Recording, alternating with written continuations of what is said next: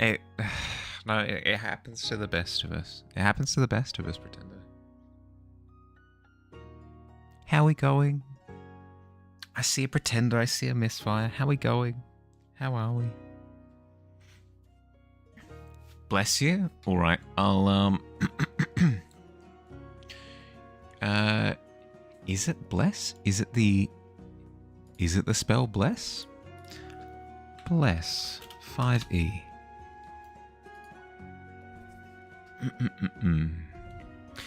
Bless up to 3 creatures of your choice within range. Whenever the target makes an attack roll or saving throw, before the spell ends, the target can roll a d4 and add the number to the attack roll or saving throw. Yeah, you know what? You know what? I'll give you a bless. It gets worse. It's getting worse. No. All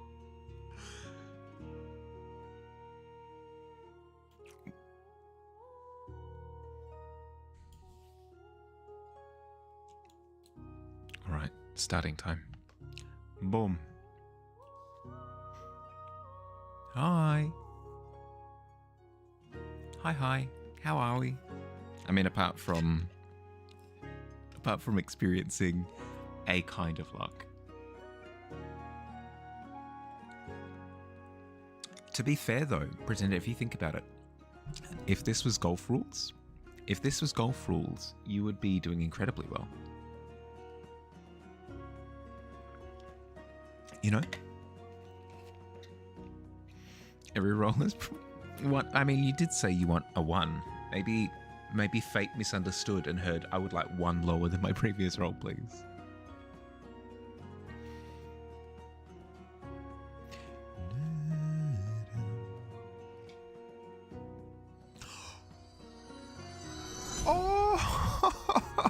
Oh my goodness, what? After that run, you deserve it. If anyone deserved a 20 at that point, it was you. No, that's awesome. Well done. Well done. Skip straight to 20. Yeah. Do not pass go. Do not collect $200. From class again. You have some free time, so you're here. No, fair. How you going, Squids? How's class going?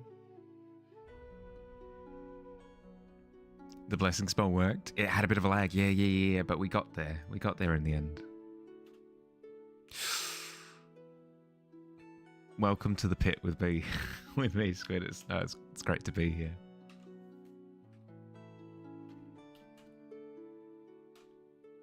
Actually, no, I can't claim that today. I rolled pretty decently. I think I got a 16.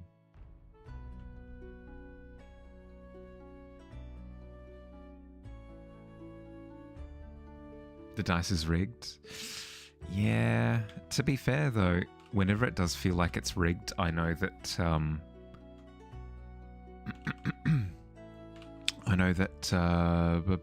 what's the word?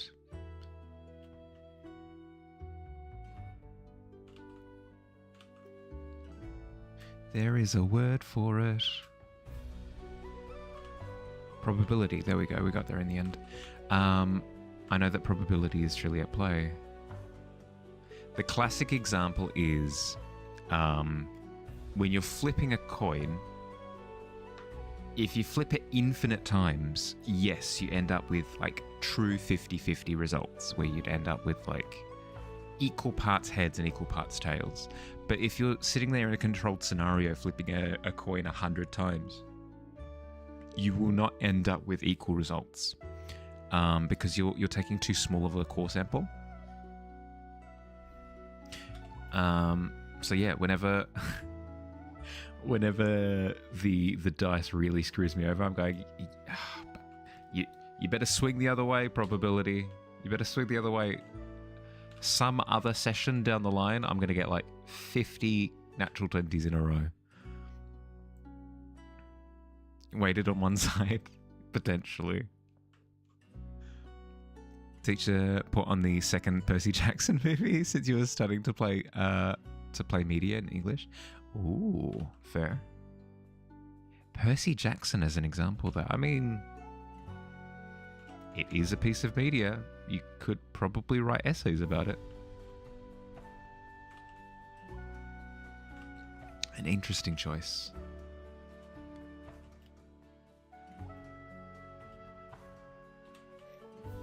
I mean, I say that, but back in school we were allowed to write essays on the Hunger Games books. So, any piece of literature, I guess.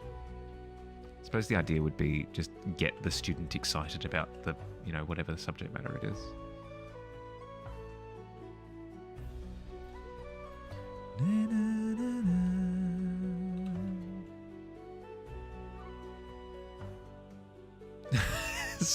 Sorry. I weaponized your practice against you. I'm sorry if I'll take it back. The program is biased. Not that I've seen, but I don't know. Maybe there's a spooky ghost in the program. Don't use math. Okay, all right. I'll shelve it. Oops. I did have this branch sticking out far to the right yesterday, but I tinkered with it off stream. I shoved it up into the canopy, and I'm a lot happier with how it's looking now. Just in case you're like, where did that arm of the tree go? It got shoved up into the air. The Greek play Medea. Oh, right.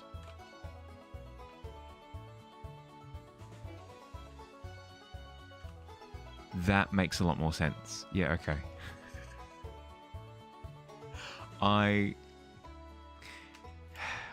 I've picked up a useless skill. It's the skill of, like, deciphering autocorrect. And like spelling mistakes and stuff, and sometimes it backfires. Sometimes I go, Squid was intending to say media. Nope. You're more adjacent to mathematics? I mean, in the ballpark, surely.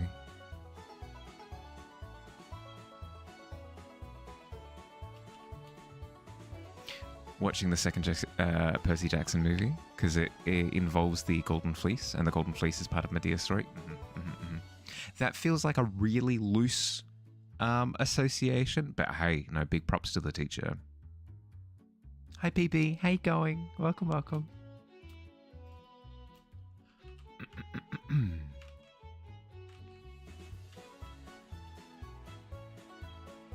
How about me? Yeah, good.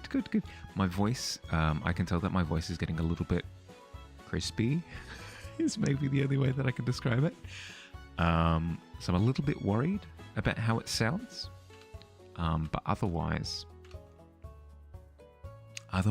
doing well. Half the class isn't there. They're off on a ski day, so you're teaching. Yeah. Okay, no. That makes way more sense then. No, that's fair.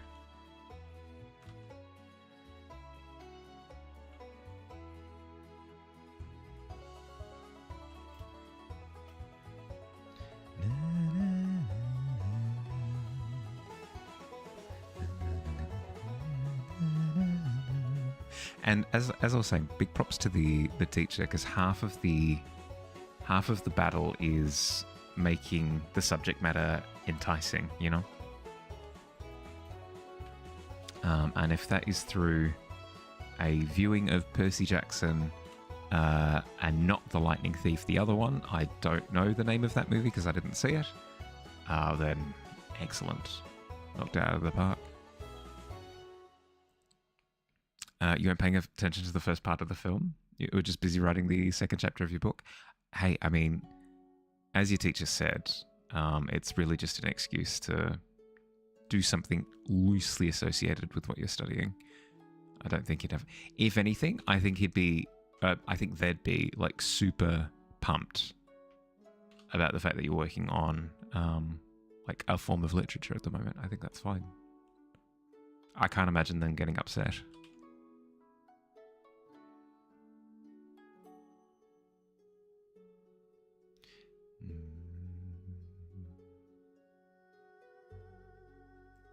You have actions for Kuro game-wise?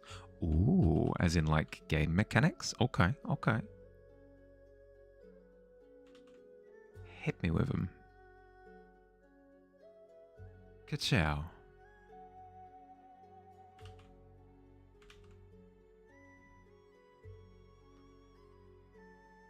Why are these fingers gonna be so weird? I suppose it's because I don't have enough of like the palm in as well, maybe? And 11's not bad. 11's not bad at all. Doesn't beat my 16 for once, Billy.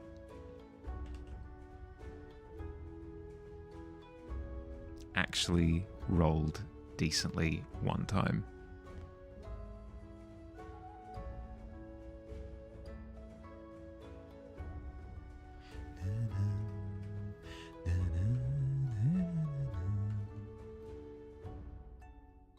You also really enjoyed reading the play. You read Jason and the Argonauts, which is like a prologue to Medea. Really? I mean, makes sense.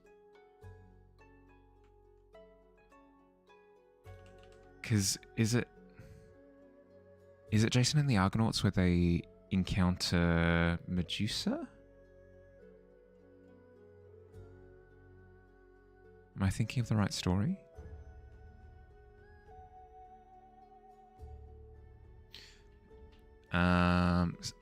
He's stunned. Milestone 1 and 2 are the same. Covers his face with his code prompt. He's hiding that he's crying because he's a big baby when he's.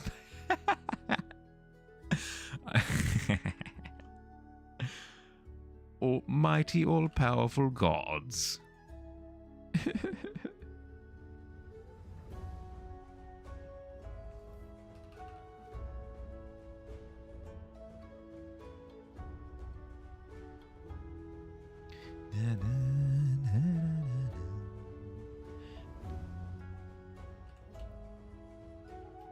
Okay, that's looking slightly better. Although now there's a bit of a wonky look to it. It makes sense from this distance, but as soon as you go further out, it almost looks like almost like an empty palm, which is not ideal. So what's the solution? I can try shaping different components more, but I don't think that's it. Highlights, perhaps?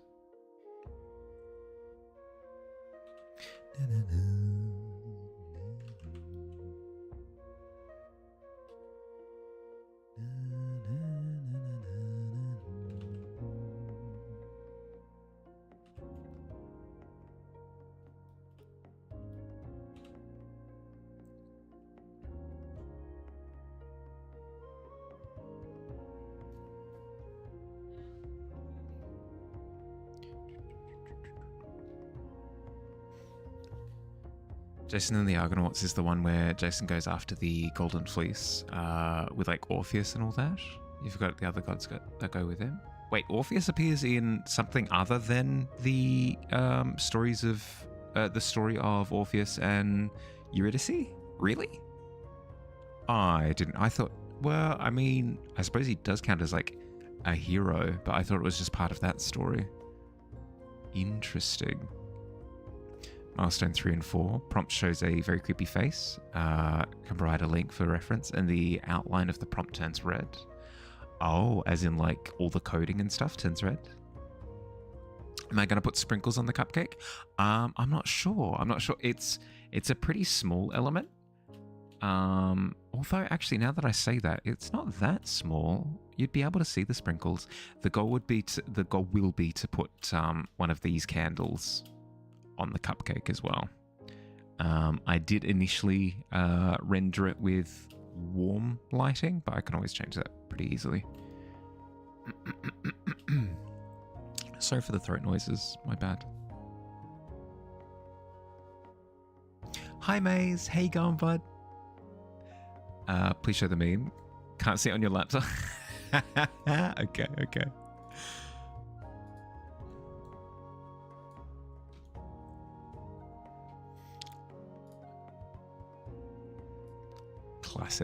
Classic meme. Absolute classic meme.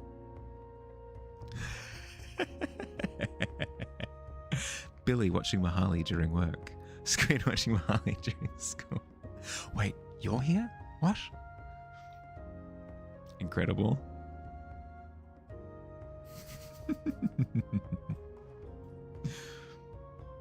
Oh, yes. Yeah, you're cool now. One of the cool kids.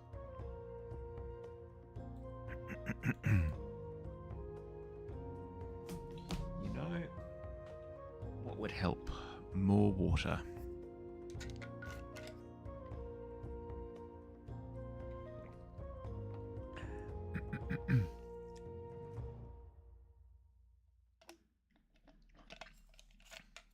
I should start doing vocal exercises before stream. Just me screaming into a pillow and yelling, "Frick!" Mahali, I don't think you know what vocal exercises are. That's not a warm-up. That's something. It's certainly something. Would have taken you a month to notice on your own, not gonna lie. It to be one of those things. We'll get throat lozenges. Ooh, true. No, that seems like a way more sensible approach, yeah.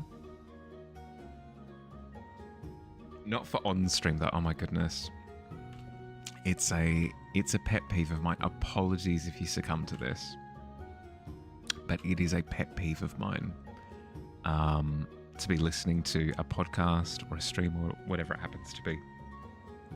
And the streamer is sitting there sucking on a lozenge the entire time. The little click-clack of the lozenge against the back of their teeth drives me up the wall. Especially if I'm invested in whatever they're talking about as well. Because it ruins the whole thing.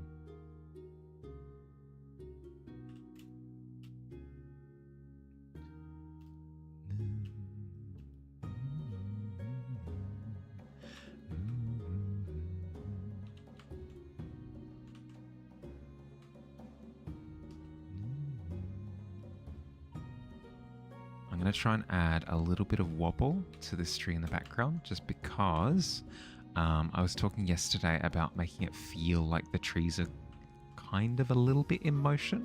Not that they actually are, but to kind of give that feeling. And I feel like I've nailed it on the left, less so on the right, so adding a little bit more motion. Screaming into my pillow is called an existential crisis. What's a vocal warm-up if not an existential crisis, you know? Some subtle spots or stripes on the party hats? Just because you really want to take it away from gnome, gnome status? I appreciate the recommendation. I'll think about it. But I kind of find it really funny that they're potentially mistaken as gnome hats.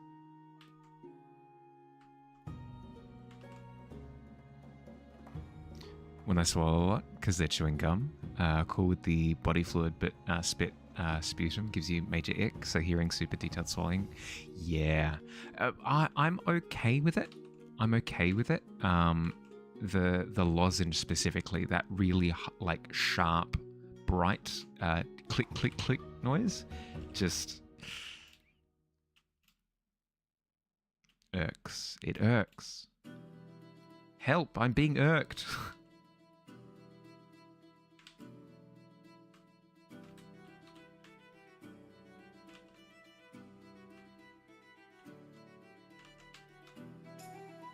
Put a pom-pom on at least one of the party hats. I will think about it.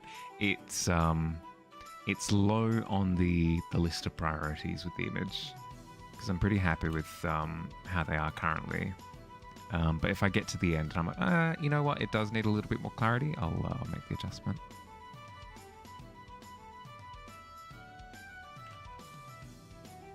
Maybe it's because the click-clack of a lozenge fits the same kind of audio profile as static or audio interference. Maybe that's why it leaps out so aggressively at me. It's the only thing that I can maybe think of.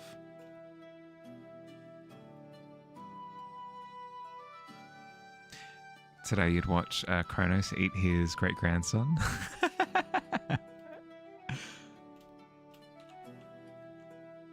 To be fair, that sounds incredibly Greek epic. It's like classic maneuver.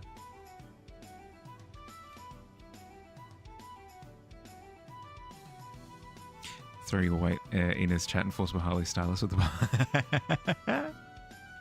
my pen is moving. I have no control. Help.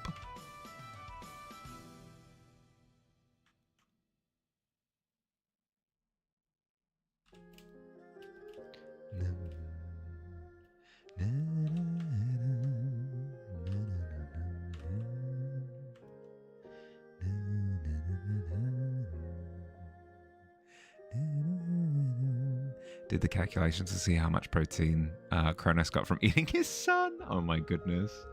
Well, you got to make sure that you're making gains, yeah.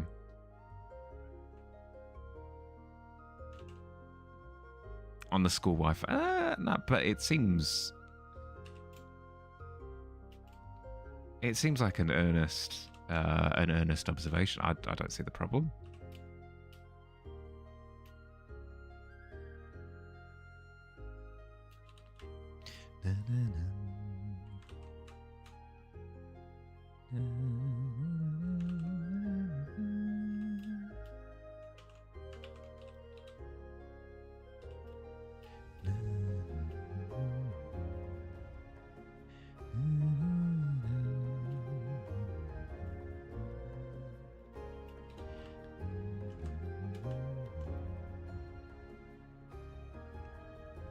High level math. You got at least 200 grams of protein from eating your son? What? At least? Oh my goodness. Yeah, because what? Average size of a person, like average weight of a person, maybe like, 75 to 80 kilograms. Quite a bit of that would be bone, though, I'd imagine, in terms of weight.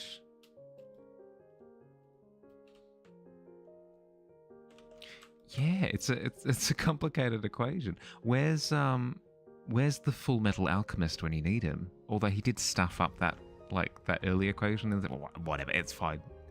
Probably has a better grasp of it than I do.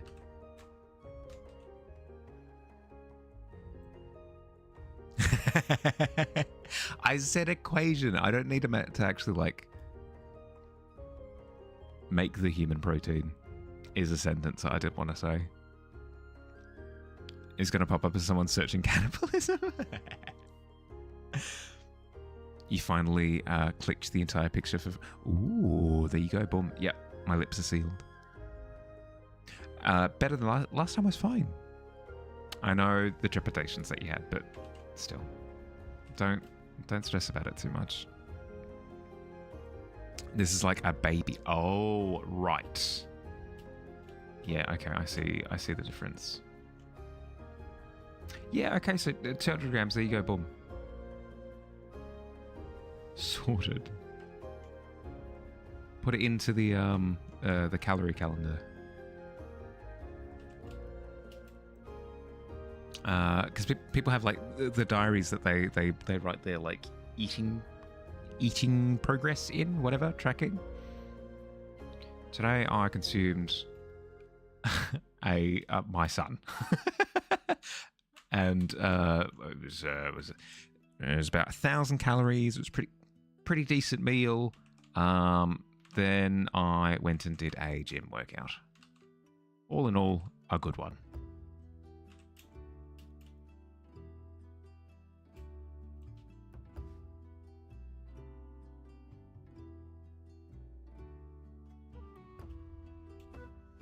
Over-seasoned, though. Too much salt. Baby Flesh auto-registered for calorie count. I don't think so. Not that I know of. None of the apps that I use.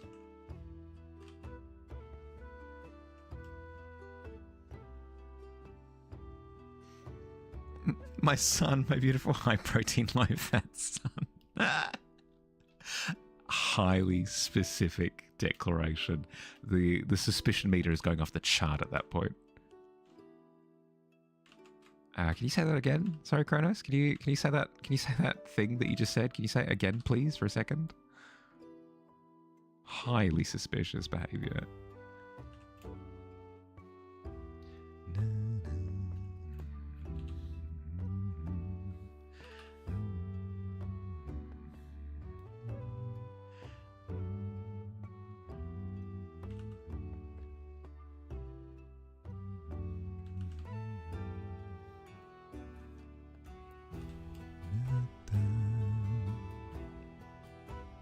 People at your school have probably searched up way worse. That's what I mean. Like, a little bit of cannibalism is fine. Can't say that with a straight face. Mahali, no, that's illegal. It's just a little bit.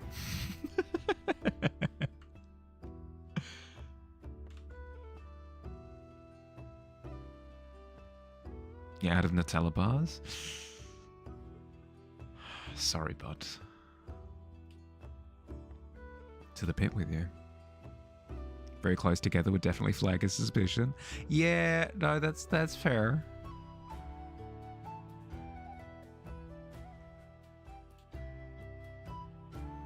No police have come to your school yet?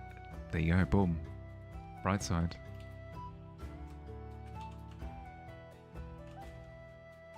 Haven't been caught yet.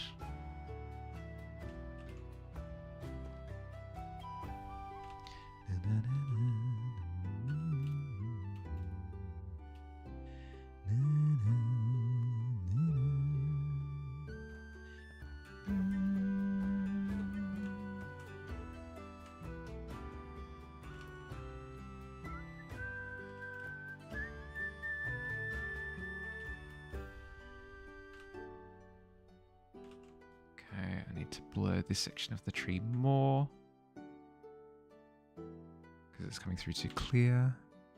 With your school, you think you'd be more concerned for you being on Twitch than the kid in another class searching how to make a pipe bomb? Yeah.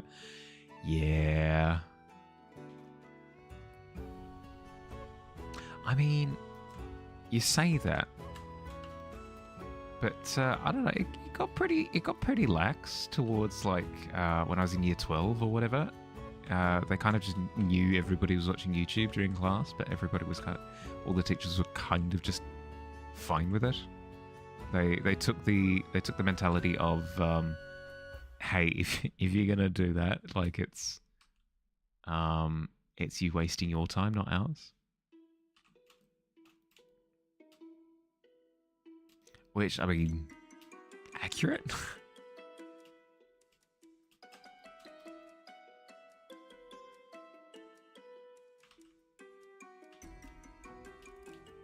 Go. That's all fixed. I like that silhouette way more than I liked it before. This bat, though, needs to be a lot darker than it currently is. So go through, darken these lighter elements, then go in with a darker brush entirely.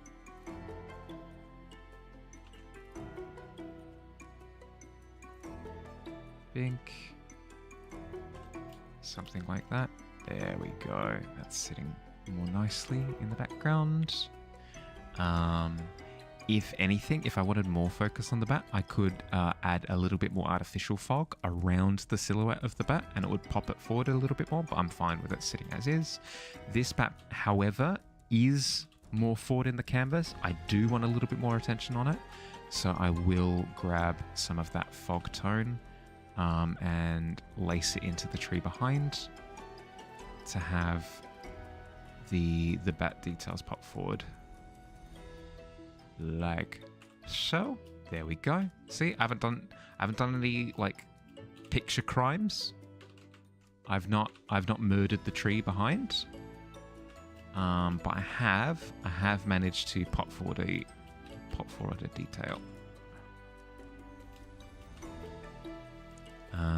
And then again, along those same lines, these winged bits, I need to push back a little bit more. So I'm going to go into the tips of them with these lighter fog tones and really drag them into the background. They banned Pinterest for a while? Okay. I mean, there can be some, like, risque stuff on Pinterest, I guess. I mean, there are, like, anatomy drawings and stuff.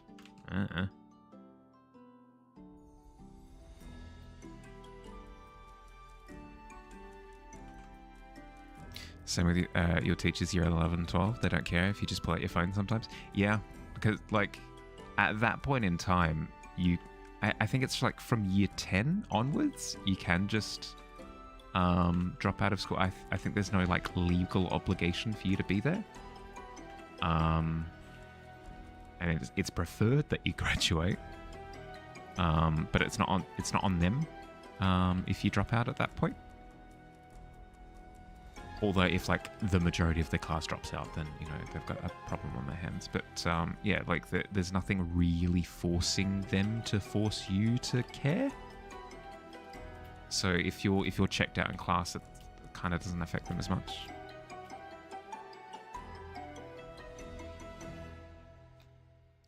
There are more concerning apps than Pinterest. Maybe they know something you don't. Well, I'm sure that they banned, like, concerning apps as well, I assume.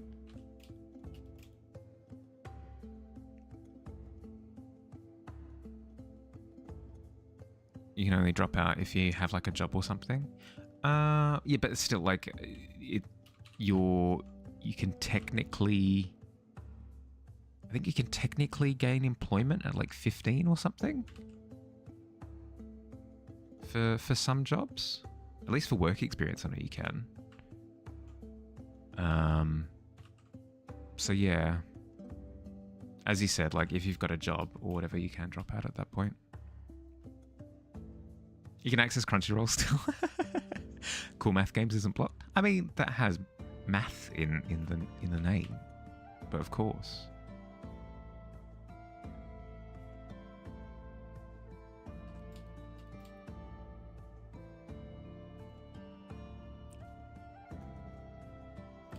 Okay. That's feeling a little bit better, although let's try to soften the top of the wing a little bit. It's a bit harsh.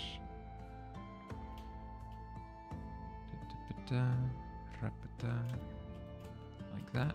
Nice, that's looking better. Add a little bit more volume to the belly of the bat. The belly of the bat. It's like the belly of the beast, but it's a little beast. It's just a little guy who's doing flip-flaps all through the forest.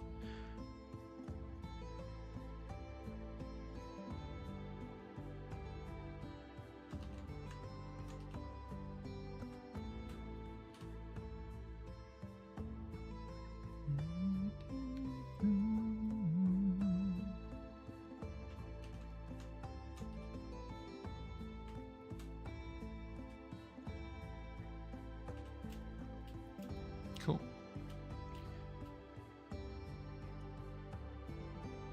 The name was made as a loophole, so schools wouldn't block it, and it worked.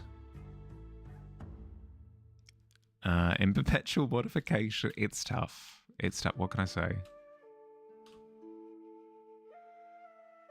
I think we rotate a little bit like this. Just because it looked a little bit weird being completely horizontal. There'll be some fixing up that we need to do outside, but that's fine. As long as it... Yeah, there we go. That feels better. It feels more dynamic. Like it's actually in motion, doing something.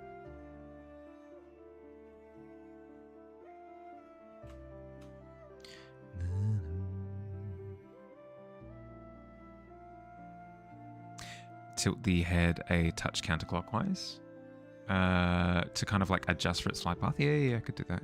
Give me a sec.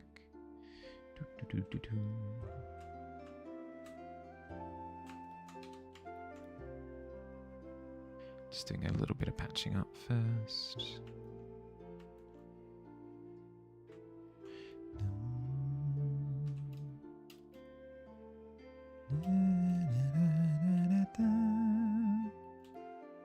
From a miserable online workshop, which you still need to survive for like an hour and 45 today. Well,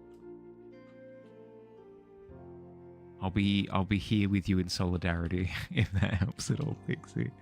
That kind of implies that I'm similarly in like a purgatory state, which is not as true. Something. The tavern is actually quite fun, but no. But for the purposes of this conversation, I'm similarly struggling, suffering. I'm similarly suffering right now.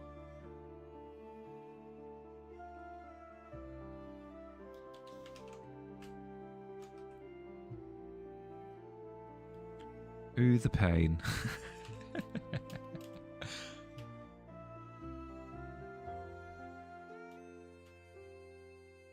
Still have lunch, and then another hour of maths class, and then you're down and off to the other after school care place you volunteer at. Ooh, your day's almost up.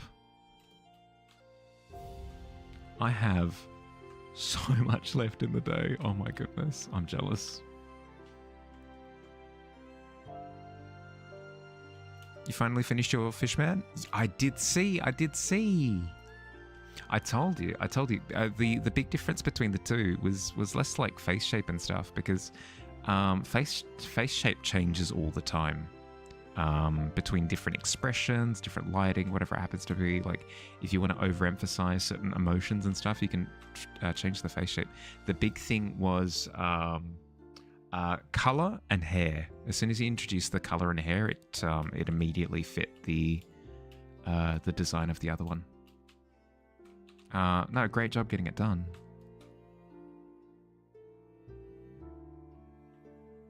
The speaker is quite monotonous, and loves to tell a story. You're having a very hard time staying awake. Well, yeah, I know how. That's how stream usually is, but how's the workshop going?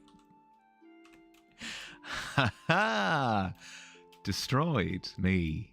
No fair. To bring some life in your eyes and ears, we'll do our best. We'll do our best.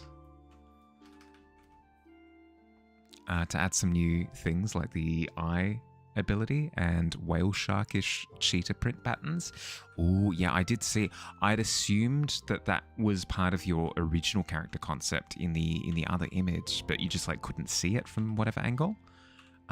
Cool to hear that you've used it as a design solution. No, that's awesome.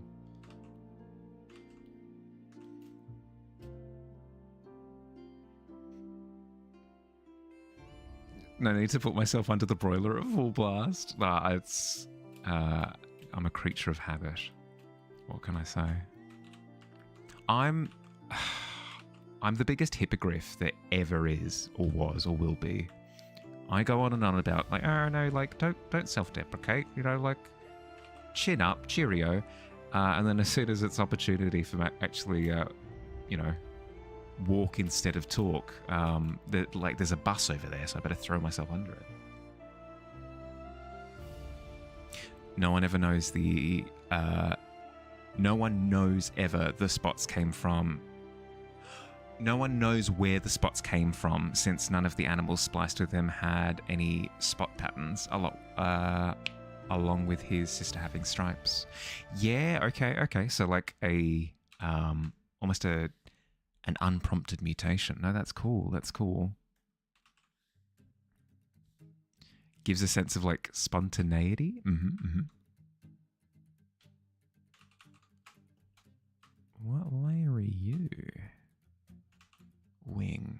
Okay.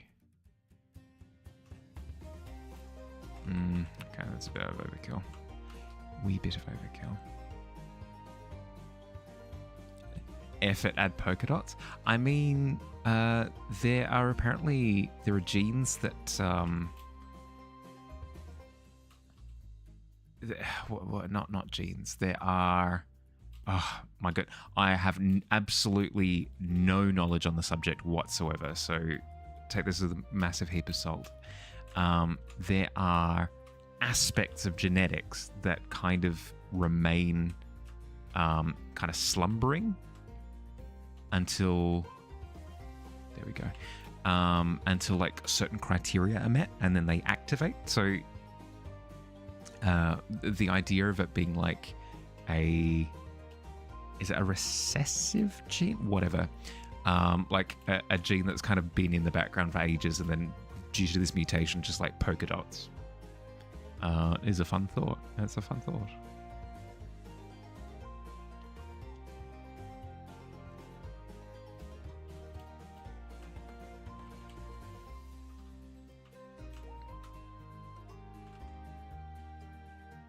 Genetic traits, maybe, is the terminology? I have no idea.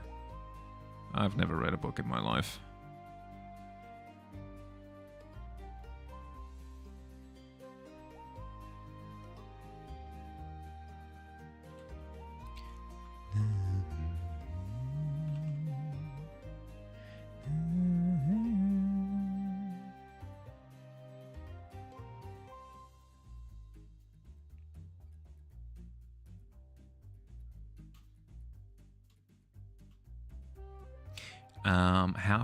How far through the workshop program are you now, Pixie?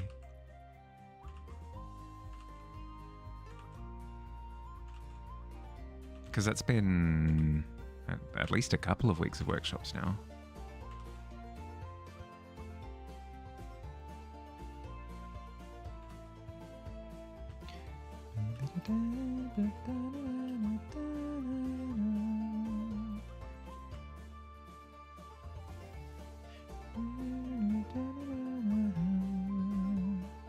Today's the last day. It was 2 days a week for 2 weeks. Ah, cool.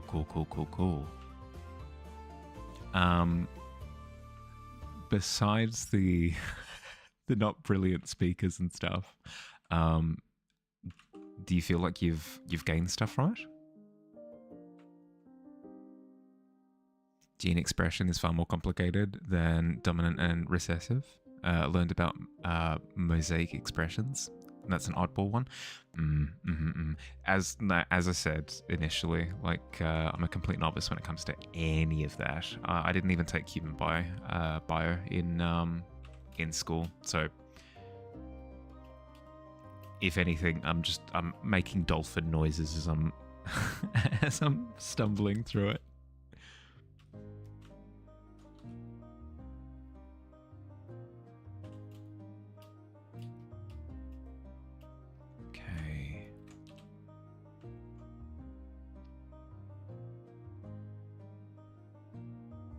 You probably barely know much more than I do. That's always a fun subject to breach. Then, if you look at it and it's just a bottomless pit.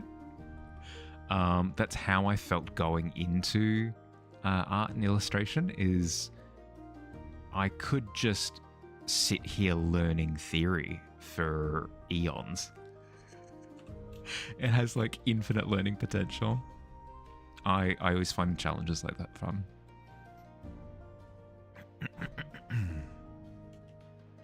With that being said, as to why the eyes are different from the first, you're going to say that their pupils naturally dilate when they're relaxed. This helps them absorb as much light and detail in their surroundings as for when they're stressed and aggressive, shutting out light in order to be to not be disoriented. Yep. No, makes sense. I mean, creatures kind of transform a little bit depending on the situation. Even the idea of like the secondary set of eyelids for crocodiles and alligators, snakes unhinging their jaws, sharks, their eyes like fully dilating and stuff. No, it makes sense. Makes full sense. It's very basic, and you're already familiar with it all. Oh, sorry, bud. Congratulations on getting through it, though. That in itself would be relieving.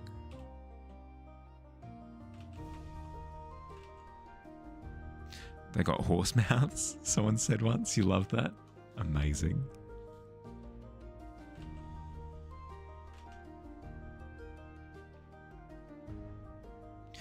They might have horse mouths, but I have a horse throat at the moment.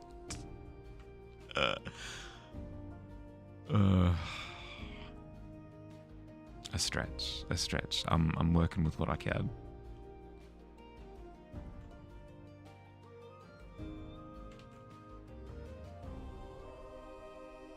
Back from prepping lunch to share that you laughed at just making dolphin noises. I mean,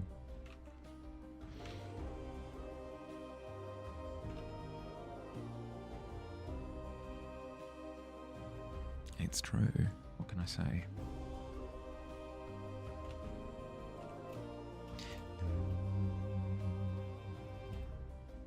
I had an existential crisis yesterday going through... existential crisis by pushing it a little bit. I listened to voice playback and my brain froze up. It was like, oh, wait a second, you're not supposed to listen to stream. I should more often, because with how much I have my voice heard, I should at the very least quality control it a bit. It's just weird though.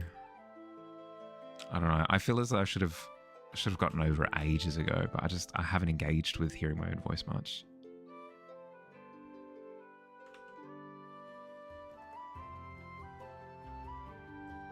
Hi Alt, hey gone bud.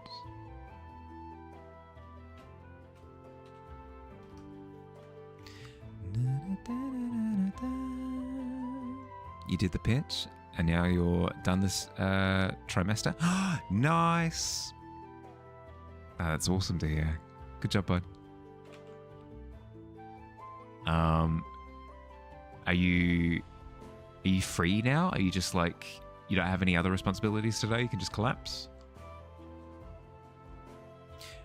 As to add an extra dose of horror and scary, their jaw strength is only as strong, if not slightly weaker, than ours. So their teeth evolved to mimic the structure of porcupine quills, getting stuck in skin and causing more pain when struggling, and a few fall out. But like a shark, they grow back in a matter of days. Ooh, very spicy. I do like that. Not for me. Not for when I get attacked by these things, but I do like the concept.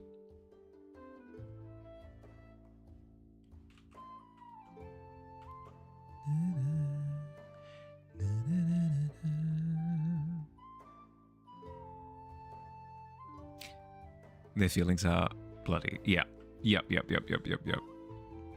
But it seemed from the art that I saw before of him and his sister that like they've got more going on than just primal stuff. There's more ticking around behind the eyes. You still have a part-time job? Oh, for sure. But I mean, like today. Do you have work today, or can you just collapse after the presentation? Took you a long time to get used to listening back to your VODs.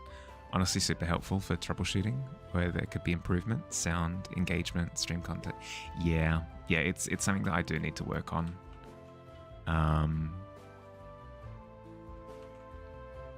Even like that, to pick up on when I'm umming and ahhing, whenever I pause, if any of my expressions are super awkward or anything like that, I wouldn't know unless I actually go through and review.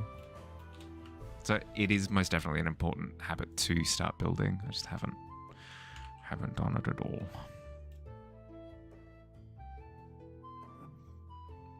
Feedings, they're messy eaters and play with their food. Oh, feedings, not feelings. Oh my goodness. Yeah, fair.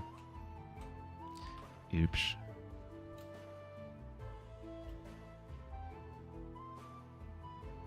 There was one stream when somebody accidentally doxed themselves with a photo that none of you noticed, so you were able to hide the VOD. And ooh, yeah, good call.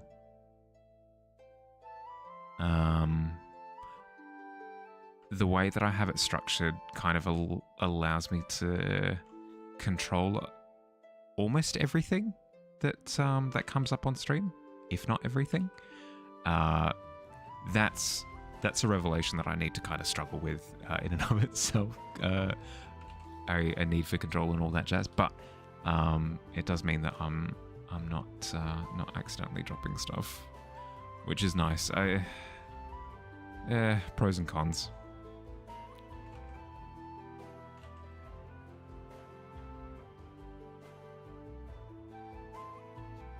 You're free today. Probably not going to stick around though. You want to get some sleep. I love watching myself all the time. No, but if you need to go collapse, please, by all means, prioritize looking after yourself, bud. Thank you for dropping in for a little bit, though. I appreciate. Always good to see you.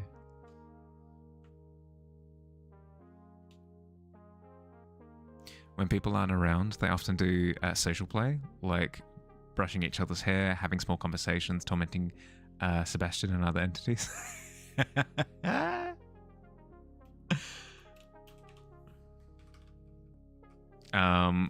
I just watched the Teenage Mutant Ninja Turtles movie that came out, I want to say a year ago-ish. The Mutant Mayhem one. And that had an element of that. 2023, yeah, okay, 2 years ago.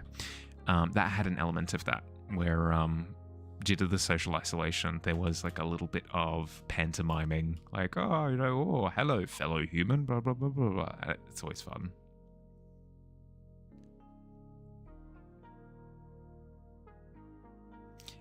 Would commit mass genocide to keep each other safe and fed. The classic, like, codependent stuff. Yeah.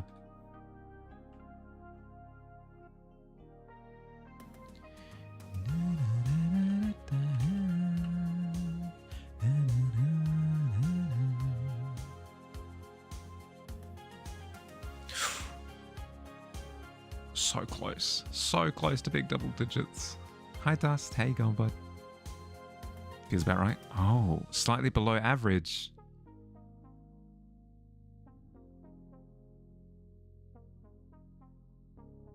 Everything okay?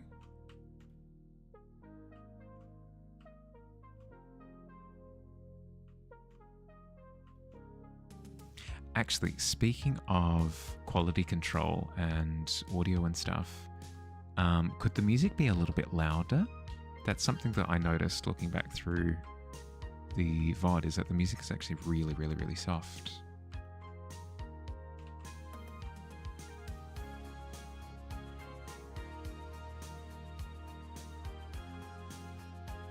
People learned how to not park in front of their mailboxes, your life would be so much better. Fair.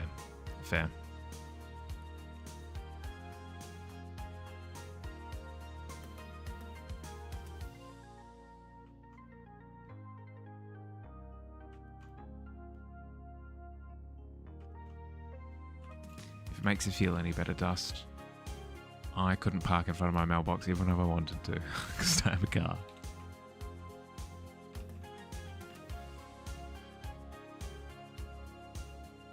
Rio has difficulties hearing because of an experiment involving electrical water damaged his earlobes, so he talks very loudly. Like eardrum, so he talks very loudly and is easier to sneak up on.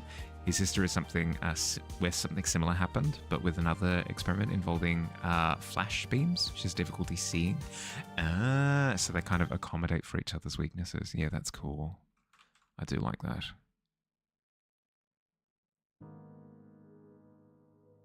You wouldn't suggest going music louder? Could be song dependent though. Fair. No, fair. Volume mix is fine? Okay. Hi, Bebop. You're on the fence right now. You need a concise answer. Okay. Go again, Bebop. You got this. Ria is in the brother and Angelica is in the sister. There you go. Stream overall is quieter. Is that like a master volume problem then?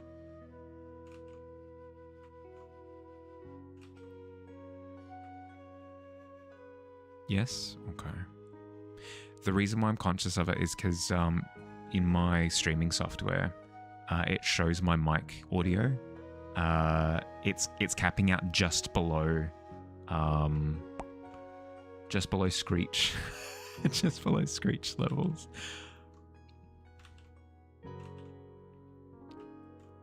So I'm not entirely sure how I'd bump it. Not a problem, just always has been.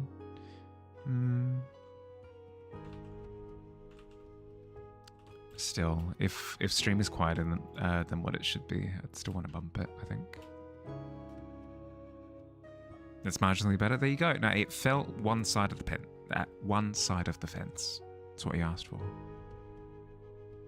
No, not at all, June. Please, by all means.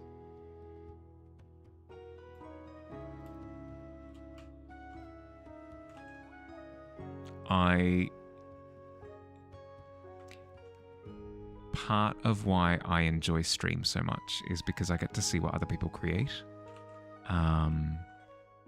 And you designing lore for characters is as viable of a creation process as anything else.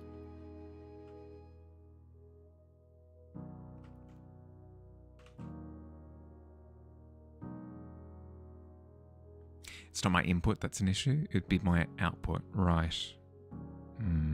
I might look into how I can bump my output later.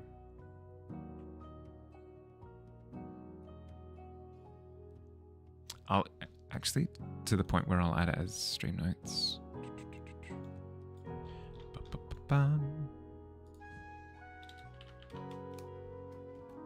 Stream volume output check. Come on, work with me here, keyboard.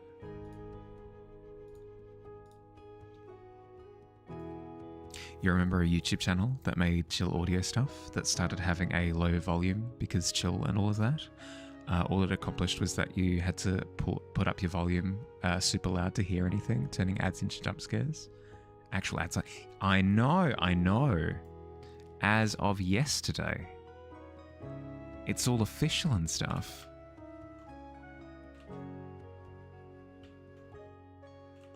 That's the big scare for me, is that people are bumping up their audio to hear me, and either they can't bump it up loud enough depending on their environment, or they're bumping it up super loud and then ads kick in and they're blown off their chairs.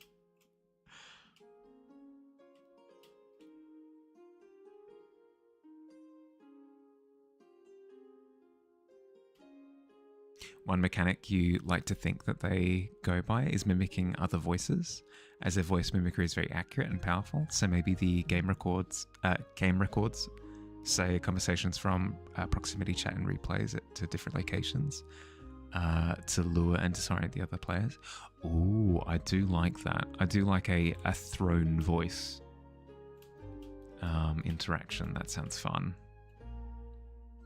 Okay, now we have a light source here.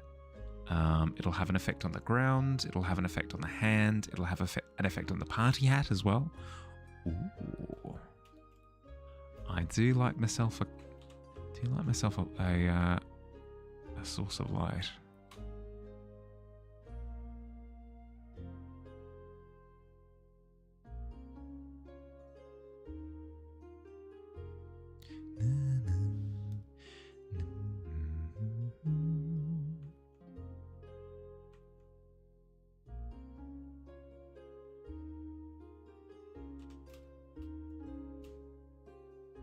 I can't sing with anything, but love people, giving people identity crises. Oh my goodness, perfect.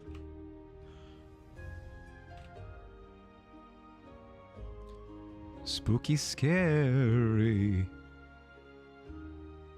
There is a character in Valorant named Oh, no, that's not their name. I can't remember their name off the top of my head. There is a character in Valorant who I think this ability got reworked. It doesn't exist in the game anymore. They could send footsteps and footstep noises in a direction, and it would show like little ghost feet walking in the direction that they indicate.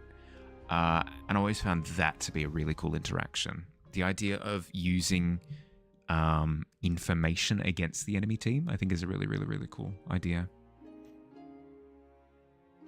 Within reason, right? Because you don't want to make it so convoluted that all of a sudden information doesn't mean anything anymore because it all could be fake. But like a really specific interaction, like footstep noises, I think is really cool. Angelica and Rhea are dying scared and painfully. Oh my goodness. Tragedy. Simply tragic.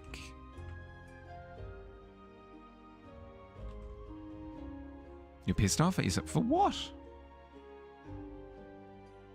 What'd you do?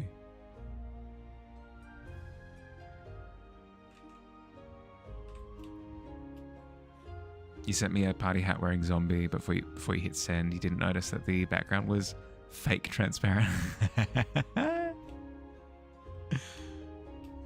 How dare you? No, quite frankly, you're a monster for that thing that you did. I can't believe you've done this.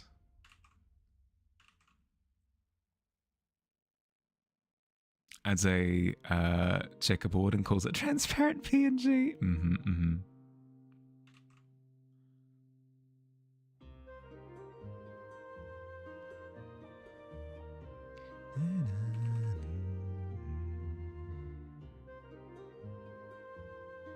Gets captured and interrogated in order to find the directions of the crystal that powers the facility, and the players will have a choice to put a bullet in their head or release her. I like the idea of if the players capture one of them, the other like aggressively hunts them for the duration. So it's almost like a time limit on the interrogation period. Like you need to find the questions that like answers to the questions that you're looking for within 5 minutes or 30 seconds, let's say, within 30 seconds, or else you get attacked by the other one.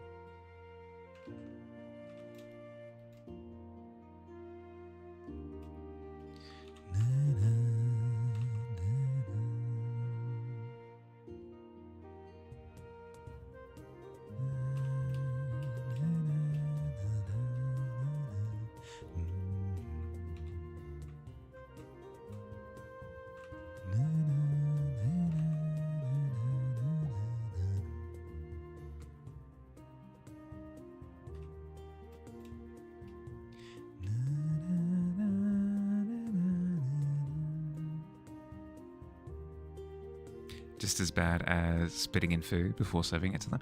No, it's about equal, yeah. I don't think there's any hyperbole in that. I think that's incredibly accurate.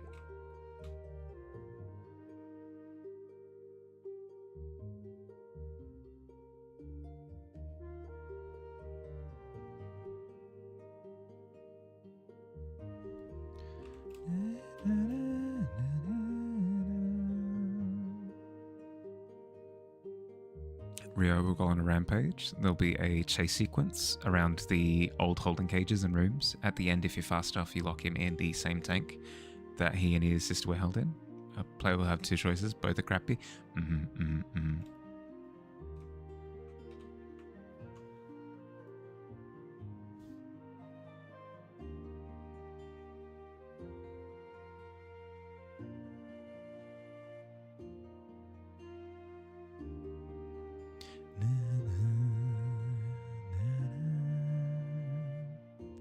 It's interesting to hear this concept as almost like a mod to a mod, if that makes sense, where pressure is a mod of Roblox. The idea that that mod has inspired a mod that you'd come up with for that mod is very is very funky to me. It's inspiration at its finest. It's had a knock-on effect. The first has led to the second, has led to the third. Oh, you do some prep? Gonna take some calls and stuff too? Yeah, no stress. Do what you gotta do. Trigger a control panel to electrocute him, or you can just leave him trapped in there. Whole time he is sending death threats.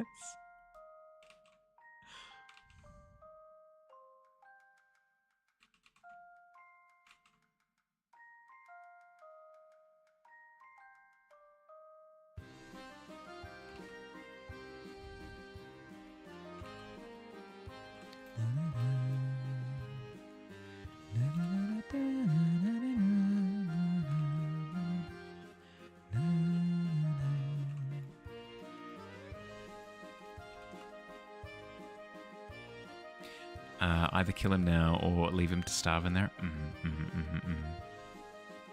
Is that generally how the interactions go in this pressure game, where you get to make decisions as to how you deal with characters, or is this more of an elaborate thing? None of that would have happened if you released. Yeah, fair.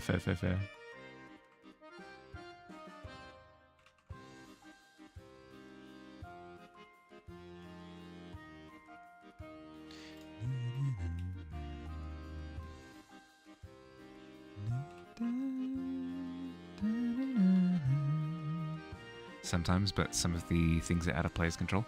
Right.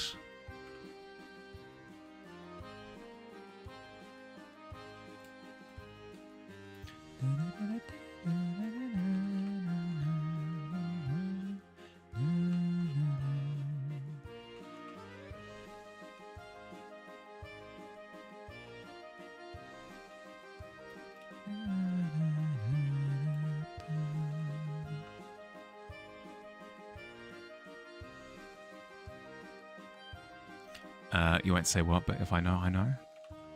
Well, I'll take your word for it.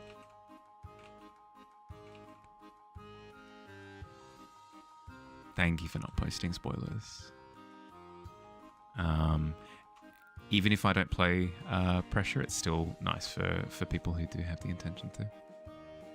If you get graphic with some things, you say the 2D, you'll turn it down. No, you're good.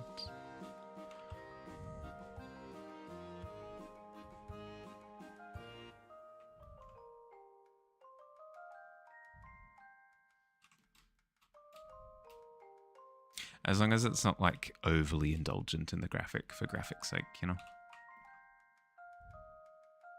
As long as it's like descriptive of important things.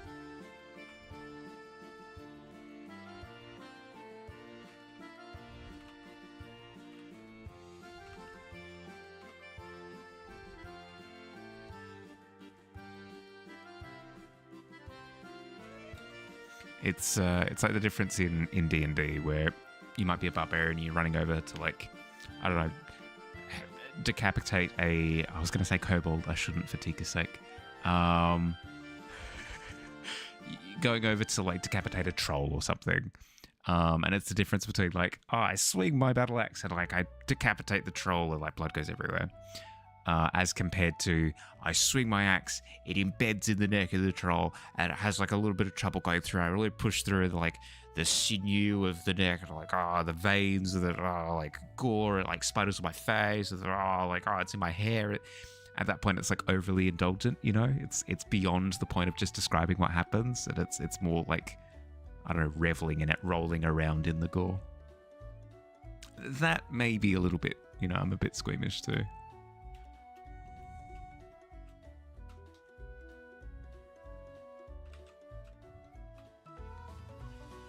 What layer are you? Okay. Must have been a bit of line art that was hiding underneath. Cool, that's fine. That's fine.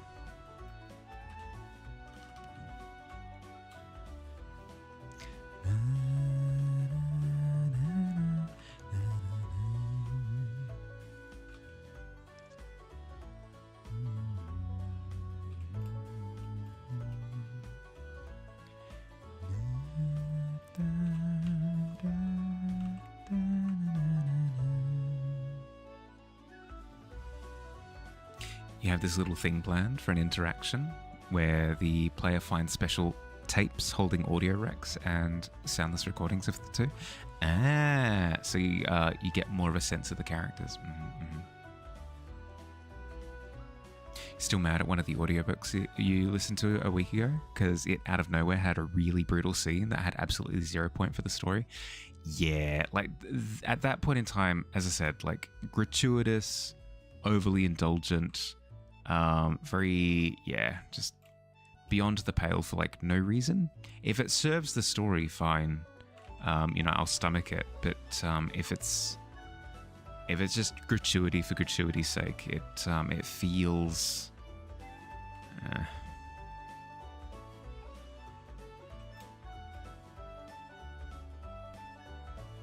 Feels like the author's into stuff that maybe they're not. They're not being fully transparent about. It's their excuse to like go on about it.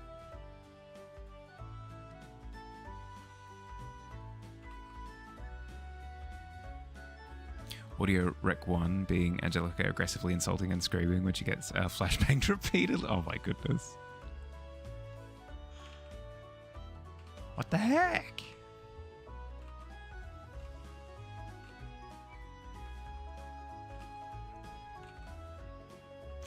What does that remind me of?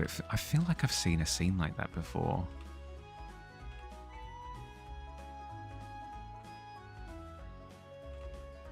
I have.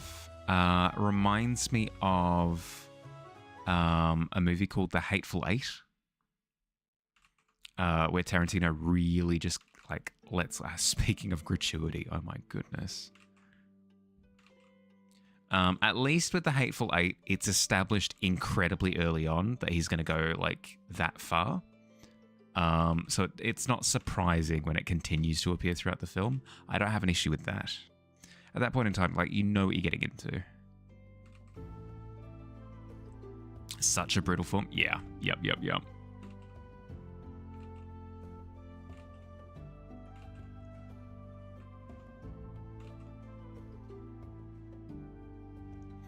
Audio Rec 2 being of Rio sending insults and being electrocuted, crying shortly after.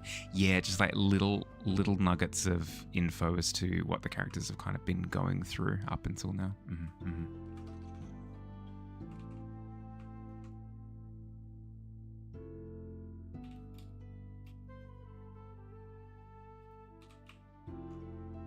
Didn't mind when he shot the guy. You minded when they described how, despite the grievous wounds, he was still alive a few minutes later, making the main character shoot him again, not to show some kind of moral dilemma or character growth or even character description, since you don't learn anything new from him doing it. Yeah. At that point in time, not only does it feel unnecessary, it messes with the pacing of the story as well when you slow down for like really unnecessary thing. If it's part of like world building, like the brutality of the world that the characters live in, blah blah blah blah. But as you said, it's a tone that hadn't really shown itself at all in the rest of the story. It was just for that bit that feels just included for no reason. If anything, it's something that should have hit the cutting room floor. It's what the drafting process is for, getting rid of the fluff that doesn't really add to anything. But hey, artists, authors, their vision and all that jazz. Doesn't mean I can't say that I don't like it.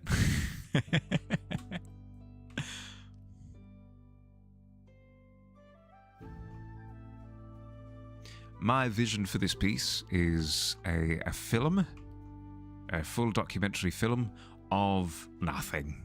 It's just a blank frame for nothing playing, no music, nothing for 2 hours. And that is my art. It's like, well done. Good art. No, good art that you've done. I don't like it though. I think it is bad art.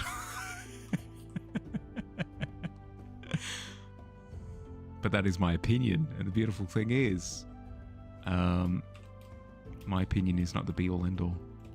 Some people might read that story and be like, oh, excellent, I love this thing that's come out of nowhere and doesn't add anything to the story.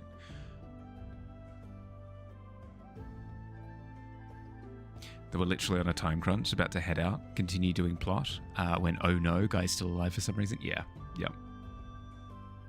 I mean, if it speaks to, like, the incompetence of the character for, like, not shooting them correctly in the first place, but it doesn't sound like that's the case.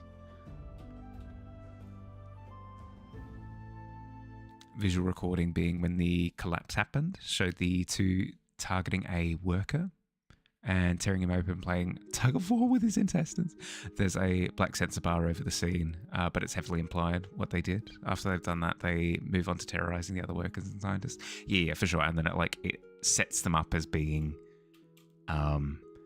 creatures who will do this to you, the player, if they find you, type deal. Which, fair.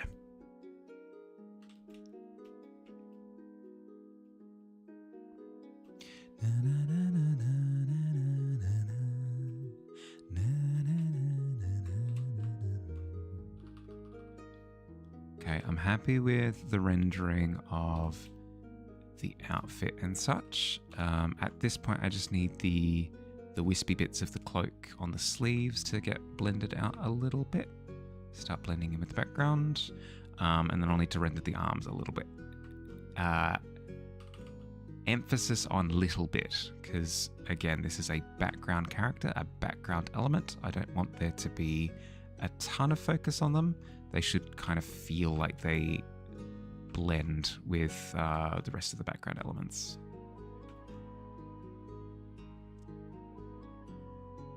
You really want to make a point with the character that they have a primal hatred for what people did to them. They took their freedom, so they'll take their lives slowly and barbarically. Yeah.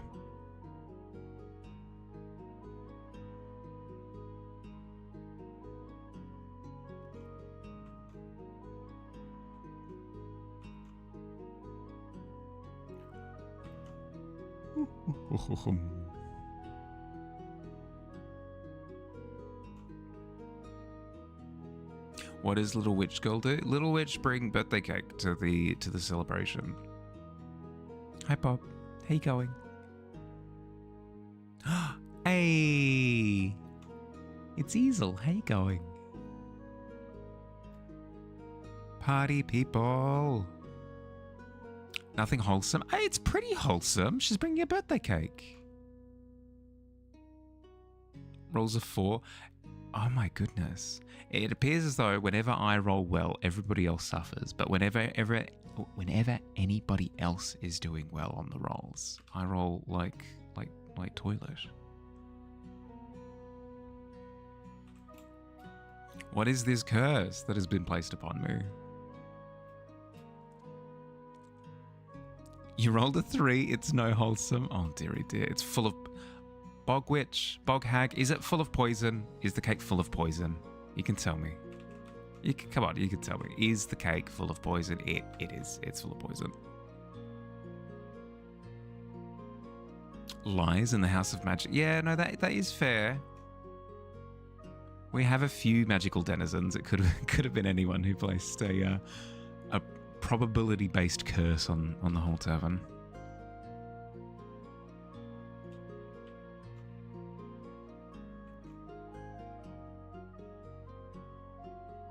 Poison cake could still be tasty for one bite. That's true.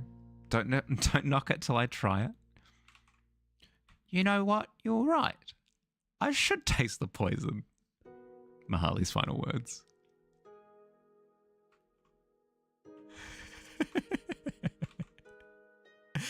You've been in a writing slump. Not that you're not writing, but there's not much happening in the writing. Right.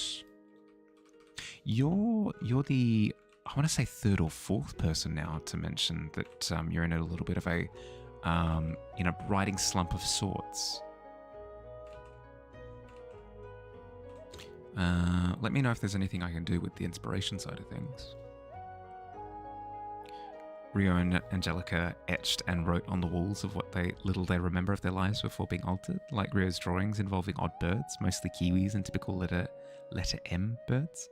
Angelica drawing little children's doodles of the two sitting in the sun. The kind of like passive world building stuff where it's not exposition dumpy. It's more if the player is paying attention, they learn a little bit. I do like those details. I do. Could eat a lot more than one before it sets in, unless it's a nut allergy situation. But Harley, calm down. Stop, slow. It's like, all right. If I'm going to die to this poison, I better get the most out of this cake. It was like $50 for this cake. Better get my money's worth. Ria's favorite animal is a kiwi. Adorable. Absolutely adorable. Creative ruts seem like they're going around, all in this together. It's contagious. I'm sorry. Sorry to say, but it is incredibly contagious.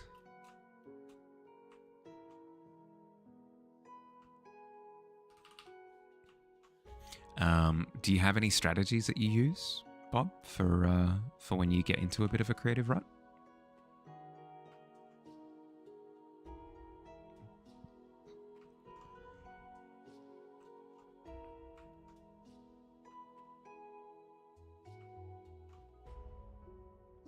Doesn't remember why, but it's the simplest bird for him to try. Well, it's just a little guy.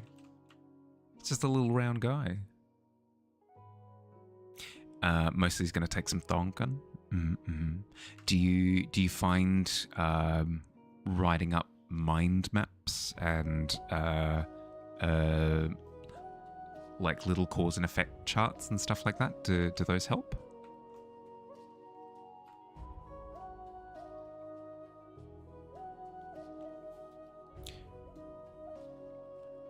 Why do your narrative know propulsion? Fair. That seems like either a character motivation thing or a narrative hook thing, maybe. They're kind of the same thing, but still. Not entirely the same thing, but they allude to the same thing.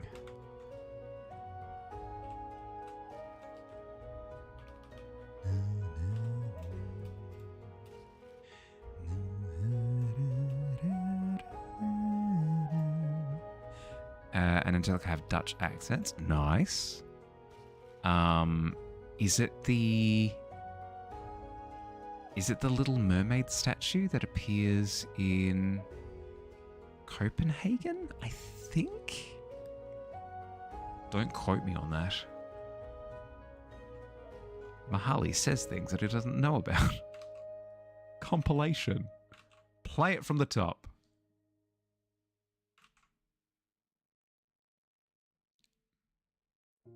Need to make something unexpected happen, you think? Something to make the rut a little less rutty? Yes, so it's not all just character propulsion. The world has influence as well.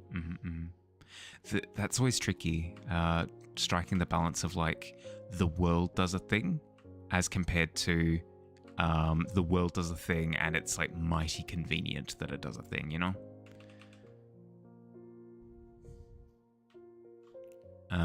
Because one can be played as like, yeah, okay, like the world is moving around the characters, and the other one feels very like plot convenient.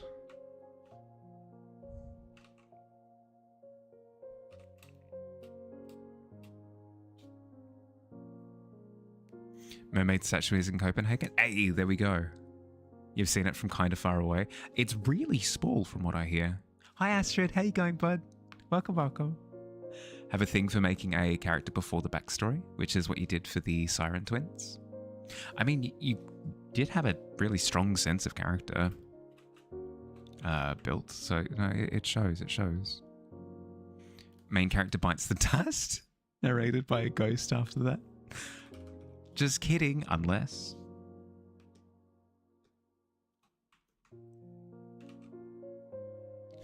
And then everyone dies.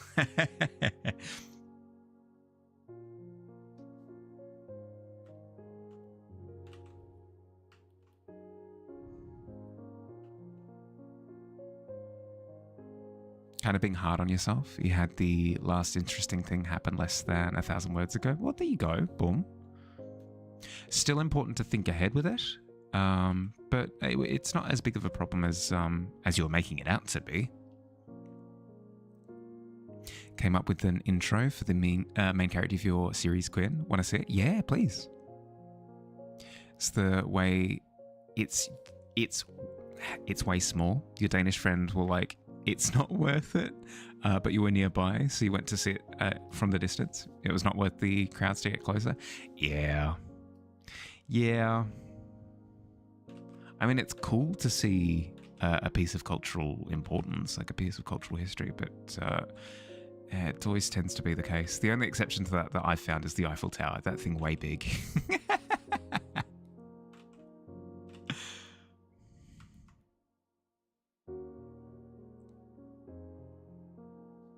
No plot only go, no reflection or quiet moments.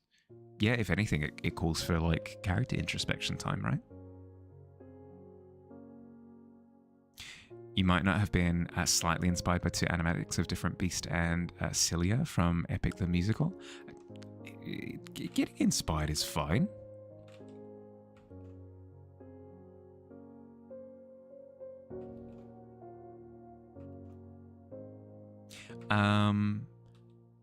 Dagger Heart, which is the new setting, the new set of rules released by, is it Darrington Press? Whatever. It's like the Critical Role people. It's the new game that they've released recently. At the start of their book, they're like, this game was inspired by this. I think that's fine. If anything, it's incredibly transparent. That's the one. Who is it biting? Welcome back, Pretender. Highly recommend. Now Epic. Epic the Musical. I've heard of Epic the Movie. I didn't think that was particularly memorable. Is it related at all? What'd you have for lunch, Pretender? It's a chilly fall day. The cloud. Oh, wait. Are you stuck behind ads or are you not? Are you in ad purgatory? I mean, you did say yesterday, Astrid, that you haven't been experiencing ads for a little while now. You're not excellent. It's a chilly day. The clouds blocking the sun, and Quinn is feeling miserable. He pulls himself out of bed, from the cozy warm blankets, and to a pair of French double doors that lead onto his personal terrace as he smells the crisp air. No sun today. Suddenly, there's a knock on his bedroom door, and most likely from his father. Arthur. Hold on a moment, father. I'm not decent. Oh my god. Very proper. If you steal from one author, it's plagiarism. If you steal from many, it's research. There is a difference between outright stealing and reference, though. It's always been the case through history that artists have learned from the masters before them. So going through taking inspiration and reference from a whole bunch of things, I think is completely fine. If anything, if I found out that somebody had used my pieces as like inspiration for making art of their own, I would be so incredibly happy. Stir-fried shrimp with broccoli stems, also with a drizzle of sesame oil. Ooh, yum! That sounds so good. I should have eaten before stream. No, I'll have delicious lunch waiting for me afterwards. Epic the Musical is a epic soundtrack written by someone on TikTok. It's essentially the Odyssey of a musical form, and it's magical, chef's kiss. Ooh, do you have a link to this, perhaps? No pressure. If you don't have it on hand, no stress whatsoever. But if you did just so happen to have a link, I would love to see it. Maybe not on stream, because that seems like I'm describing it as an epic. It might take a little bit of time, but definitely off stream. You even have an established playlist for them. Unhealthy Obsession in your room. Prom Queen. Spin Your Head. And a lot more. Oh, so it's all part of this compilation. Yeah, fair. Sounds like snack time for Harley. We'll see. We'll see. Next time we hit ads, I might go grab a muesli bar or something. Common themes of dual singers, feelings of being hunted and panic. Ooh, okay. Yeah, no, I can see the inspiration then.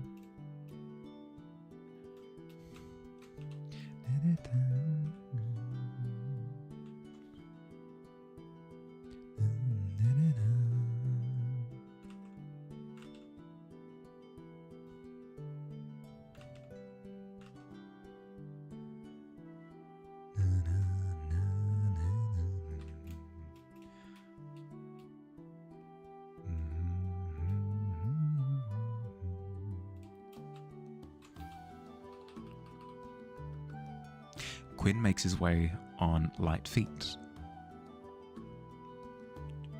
to his master bathroom. Looking into the mirror, his skin is pale, even though it's normally more rosy and bright. He has bags under his eyes. Then he goes over to his walk-in closet and throws on a graphic t-shirt of the Loch Ness Monster and a grey button up with a blue dot pattern on it with some ripped jeans. He finds his father in the library, sitting in his velvet armchair reading the daily newspaper. Why do you insist on wearing those dreary clothes? Excellent. I've immediately got like a sense of, as you said, like pampered lifestyle, but with it like high expectations immediately right off the bat. Still need to sort out your 6 hour plus character playlist of when you're going. I've never thought to do that. That makes a lot of sense though. Making a playlist based on a piece that you're working on, either art or character creation, whatever it happens to be. Nice accent. Oh, thank you. I made it myself. Mr. Snape. It's Professor Snape to you. I don't think so. What would a Professor Snape be? No brewing potions in the dormitories without permission. No, I don't have the drawl. It's in that direction, not quite there though. What are you doing here, Snape? Oh, I'm just hanging out. I'm very lonely. Glad that the characterization is coming through. That was the point. You're trying to make Quinn a bit different from how rich kids are normally portrayed, which is more arrogant, usually, while Quinn is actually kind and empathetic of people that his father would view beneath their family. I like it as well because, as you said, it's an ensemble piece, right? Because you've got multiple characters in the cast, in the group. So you can have these really like archetypical characters, like rich kid is trying to like distance himself from that lifestyle, and then you might have a character who's more like a country bumpkin, and then you might have a character who's like gone through really rough times growing up, that sort of thing. And then having those archetypes clashing against each other always leads to really, really, really interesting output.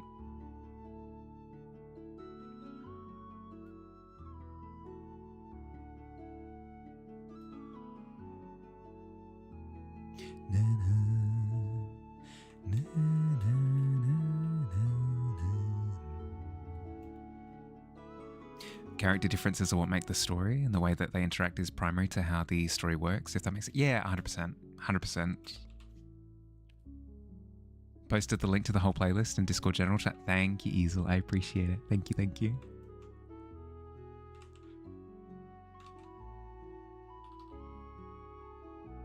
You gonna roll another d20?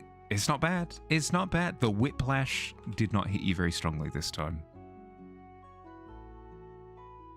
An 8, that's okay. Easel, The thing that I use to cope whenever I roll low, which is basically every stream, is that you start low, and then you build up.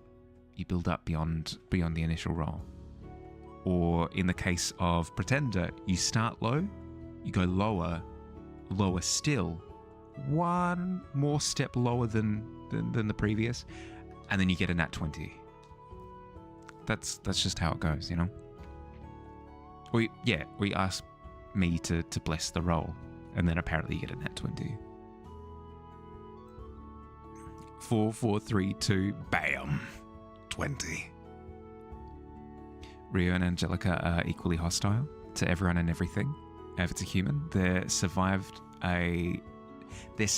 drops to a 23% chance. Though, let's say for the interaction, they're far calmer than they are normally.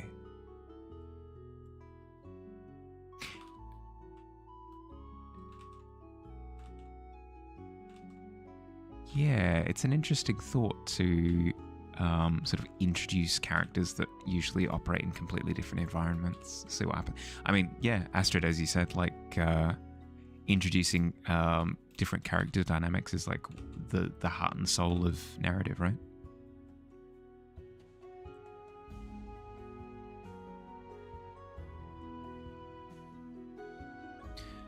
Because I like them, Father. They don't leave marks on my neck like that stupid frilly shirt that you always have me wear. I will never understand you, and you'll need to be a proper gentleman. You need to be a proper gentleman, son, and wearing that is not proper. Quinn rolls his eyes and grabs the book bag, swinging it over his shoulder. Whatever, let's just go. Yeah, immediately getting the vibes that you were describing before.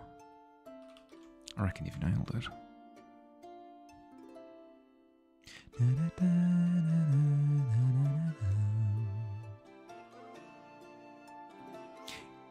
Is more quiet and shy than Angelica is more bold and rude, which isn't saying a lot to the type of people to gang up on you either way. I like the idea of twin design, and I don't mean twin as in specifically biological twin, whatever.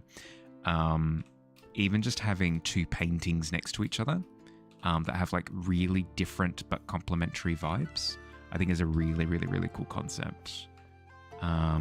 Something that I've tried kind of in the past but haven't fully committed to, and it's something that I do tend to, I do intend, there we go, I do intend to come back to at some point.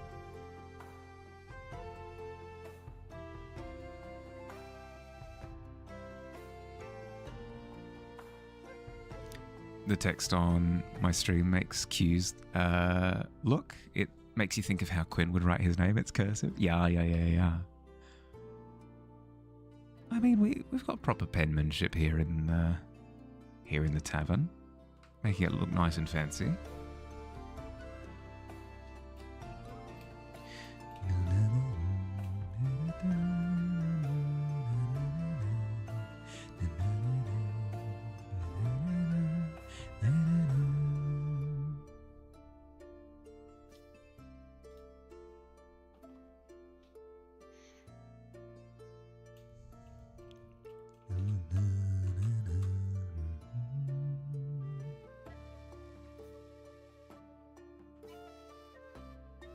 Need to make these candle glow effects a little bit smaller in the distance, just because we've introduced one in the middle ground that is about the same size. So if we decrease those ones, it makes it feel like the difference is there.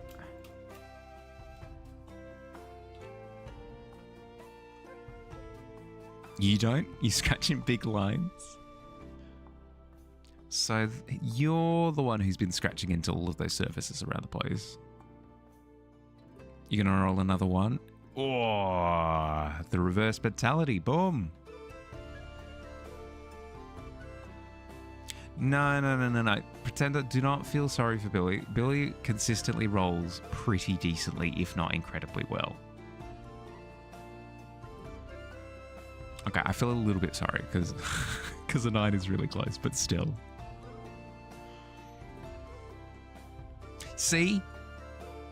See?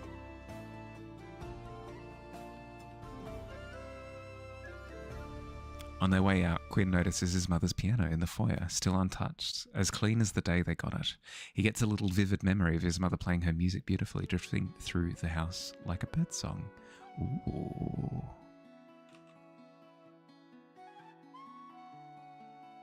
Would the intention be to write all of this with almost like play? What?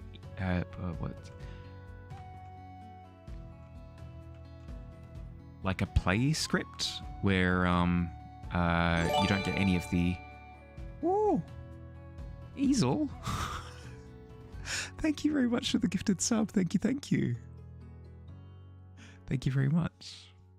I appreciate it. Where was my brain?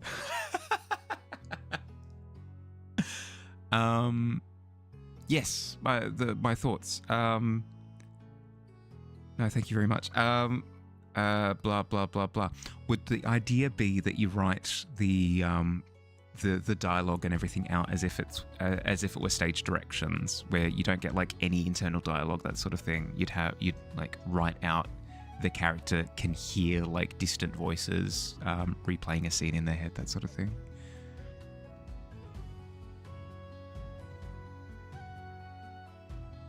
No, you're good.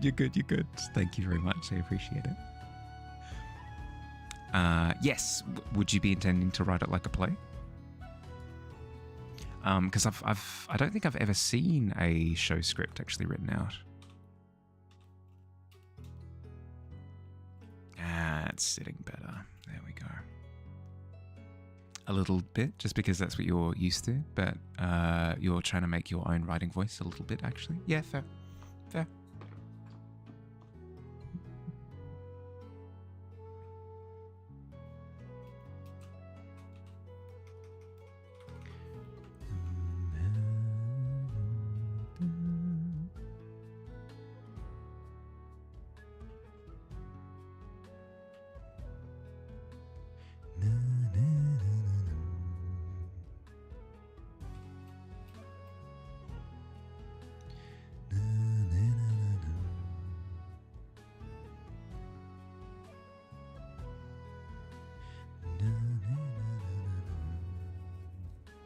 I think for this tree, actually, I would push back this bit here and bring the base forward a little bit more.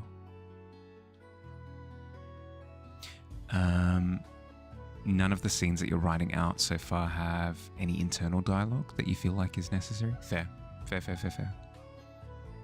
Every time you look at the piece, you hear Casper, the friendly ghost, whisper, where they're all like, "It's my party and I'll die if I want to, die if I want to, die if I want to." Amazing. Rio would probably keep his distance, but if he's calm, like who would just behave like an animal that's socially awkward and not do anything if you were to touch him or talk to him. Well, that's what you were saying before, is that when left to their own devices, these characters kind of pantomime at social interaction, right? If anything, it would be an opportunity for Rio to like interact with a human.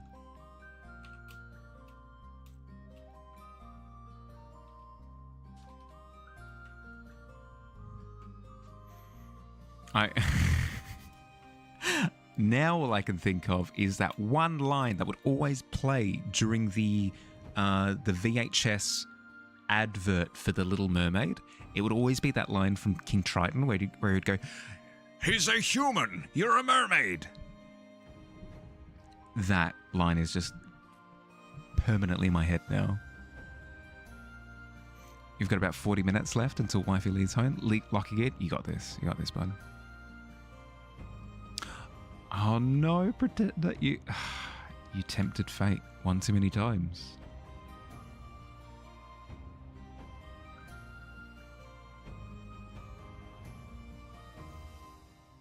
The 20 is long in the past now. But Daddy, I love him. Yeah, forever in my brain.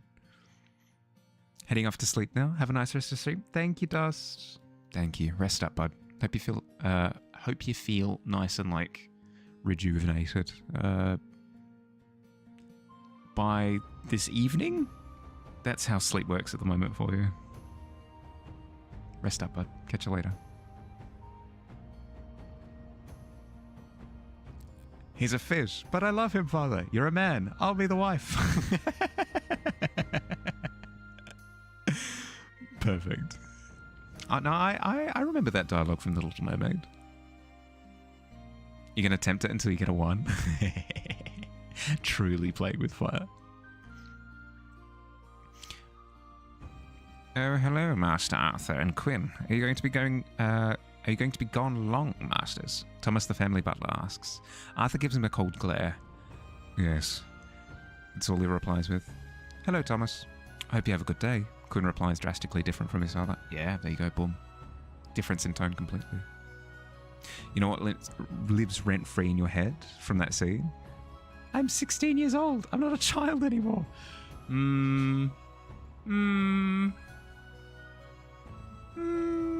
I don't think that's how that works, Ariel. I think you're exactly a child, actually, at that point.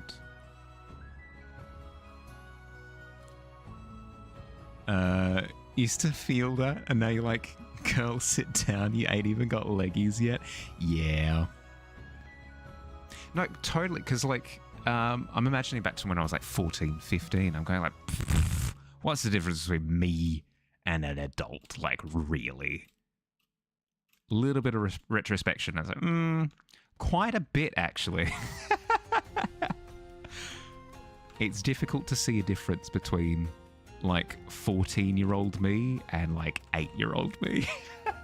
It's only a difference of like 6 years. Teeny tiny little guy.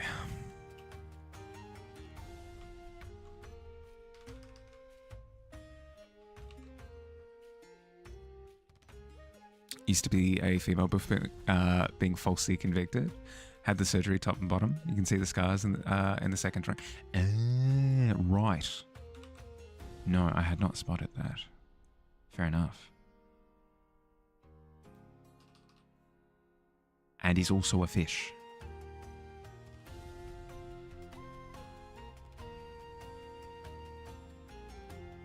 Father, can you remind me why we're going to your job again? Because, Quentin, since we have discovered that you have your grandmother's powers, you need to train those powers and take control of them. It is not very becoming of a man of your stature to not have full control over his abilities. We can't just have you casting wild magic all over the place. Oh, very, very, very proper. Oh my, responsibility. Oh, very, very harsh language. Very heavy words. Miss Smalley. Tip Fedora. Deary dear. I was Miss Smalley. Very Miss Smalley back in the day. A lot happy with the trees now. I keep saying it every time. Probably a good thing. Speaks to progress, but still. Also means that I haven't been working on other things other than breaking trees. Foreground. What was I going to do here? I was going to have like these kind of highlights that you're seeing in the tree's face kind of appearing on the ground here, and then dark. Yeah, that's right. I was going to darken this area over here. They were born the same gender, but after the alteration, Gen X made his sister and him grow. She got bigger than him because some fish genetics involve females getting larger. Right. An interesting play on the usual stereotype being the other way around. But that's the case for like spiders and stuff as well, I think. We have like is it the Black Widow spider or something that grows like a bajillion times larger?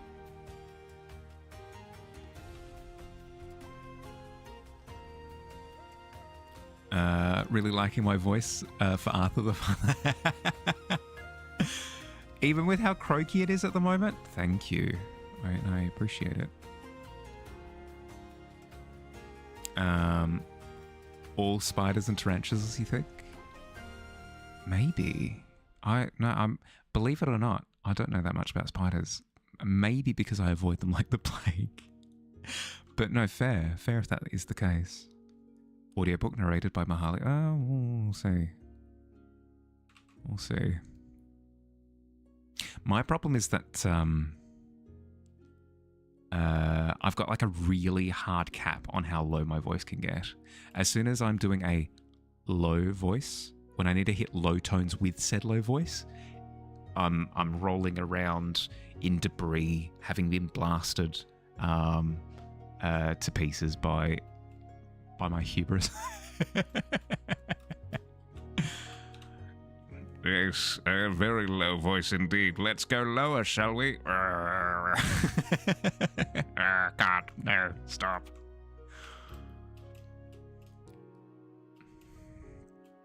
I don't know, it's weird.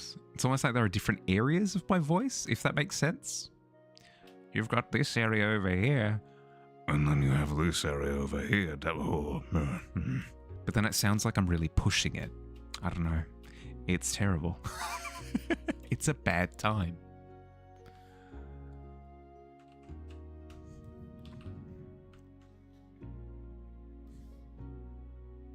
I tried doing a voice acty thing in the past for a friend of mine, and it went off. It did go awfully. In my humble opinion, I was not happy with how my voice sounded. Hi, Snowbiz. How you going? Welcome, welcome.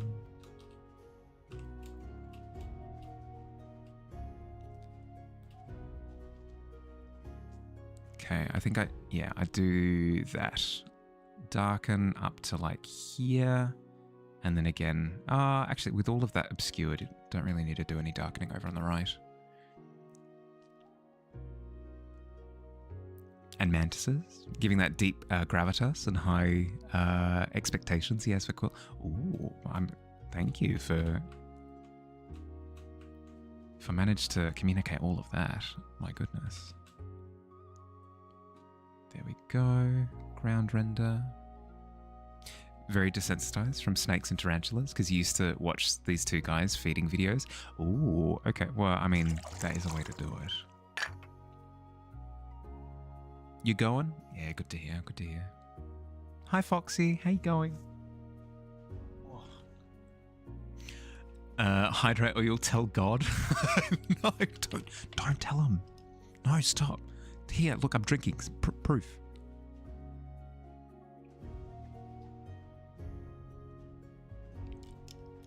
No, that is fair. With how crispy my voice is at the moment. Probably worth it. Your art mentor asked you to draw a superhero, so that's what you're going to do? Fair? Fair? I'd love to see progress on it. But at the same time, if you've already got pressure on you to get it done from your mentor figure, no stress if you didn't want to share it around. The last thing I want to do is be like, oh, show me your art. I'd love to see it. No. You can share it? Ah, yes.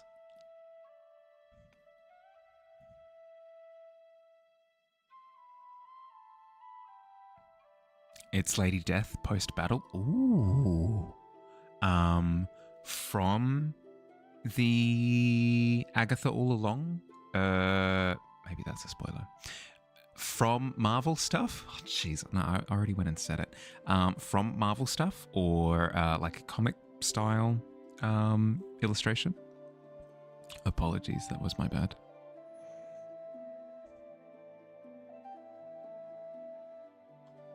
The Lady Death comic. Ooh.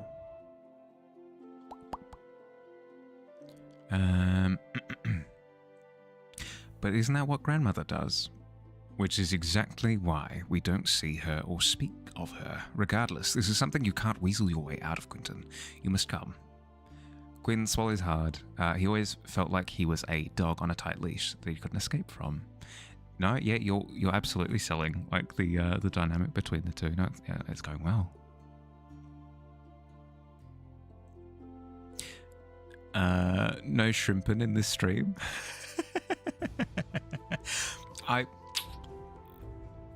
Oh, you did posture check me. Sorry. I'm running behind. She's like a badass.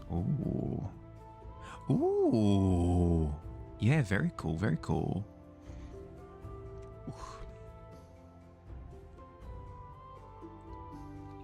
Sorry, a little bit of indigestion from the water. My bad. I'm not.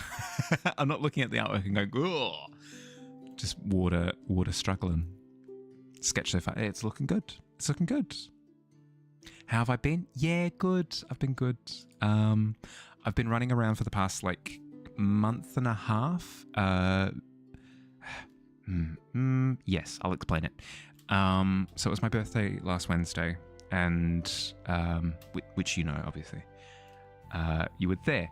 It was my birthday last Wednesday, and instead of celebrating with like a big party or something, everybody that I'm close with is kind of all over the place in life at the moment, like all over the country, in different countries, that sort of thing. So instead of throwing a big party, I decided to go around and travel and like meet with people that I like. So I've been doing that for the past month and a half, and as of Monday, I finally touched down at home, and I'm not going anywhere for the next couple of months. And I'm so happy. I'm so at peace. I'm zen at the moment, so doing well.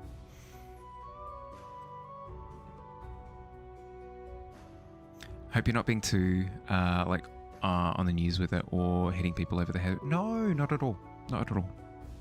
You're just sharing. That's fine. Thank you for checking, though. I do appreciate it. Goes to hydrate, drowns. A bit of a skill issue on that one, yeah.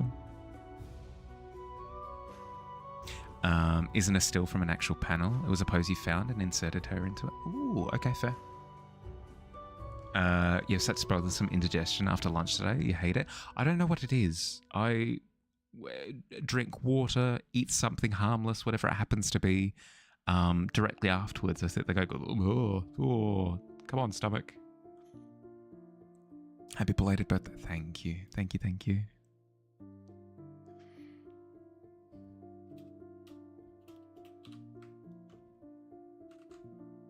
Bad burpees. Yes, the bad burpees. And then I'm streaming as well, so I have to downplay it. It's awkward as all heck. Like my Harley, why are you looking at my picture like holding down VOMs? It's like, no, I've got the indigestion burpees.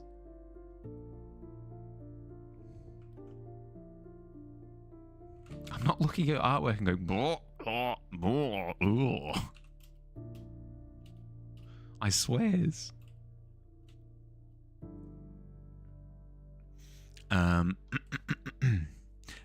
Isn't a still from an actual panel. It was a pose you found and inserted her into. Yeah, fair. So you've used like another comic artist's like posing as like scaffolding to pose your character as. Yeah, fair enough. Quinn sees there's no way out of the situation, unlike usual, so he regrettably caves and follows his father into work and into whatever stupid training program they have, probably for little kids.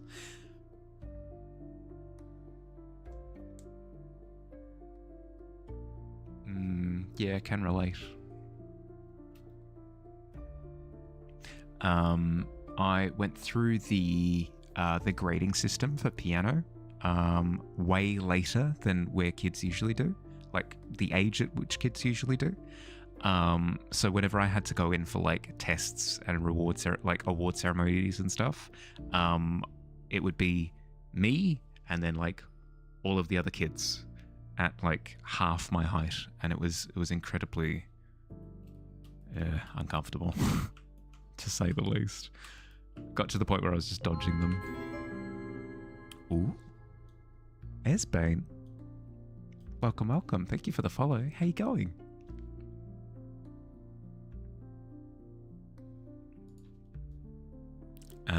But not another comic artist, an actual photo of a person. Ah, right. A posing reference. Yeah, it's been fun finding. There are actually accounts that do reference poses like for action shots, for casual poses, that sort of thing. It's been really fun going around discovering them.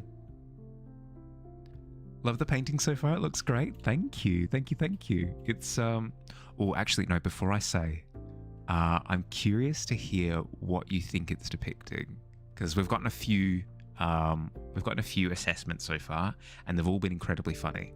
So I'd love to hear what it looks like. Familiar with the pose archive? Yes. Yep. It's a hag. Shh, no spoilers. This one is down the bottom.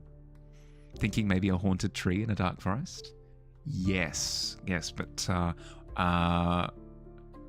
any other details that jump out at you? No stress if you say no, but I'm curious. Switch over to the POV of your favorite character. Cassie's working on her grandparents' farm, carrying 4 hay bales to the barn. While she's doing her work, she sees a suspicious unmarked black sedan pull into the driveway. And a man with a 5 o'clock shadow and black sunglasses steps out, being a little suspicious with sunglasses in the fall when there's no sun. Yeah, no, it's a little bit suspicious. It's on par with like going clubbing with, at night with zero sun with the sunglasses on. Similar vibes. He's has a body buried in the dirt, like he's about to rise up out of it. Perfect, excellent. Okay. Now I'll say what I intended for the scene, and then I'll say another couple of descriptions that other people have given, which have made me chuckle. The idea has been it's a haunted forest depiction, as you've said, like with a haunted tree, but they're throwing a birthday party, so that's where you've got the zombies popping out of the ground with little birthday hats on,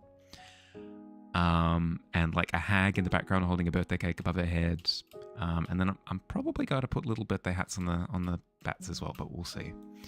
My favourite description that I've read so far has been that it's little gnomes, that they're all gnomes, which I love so much.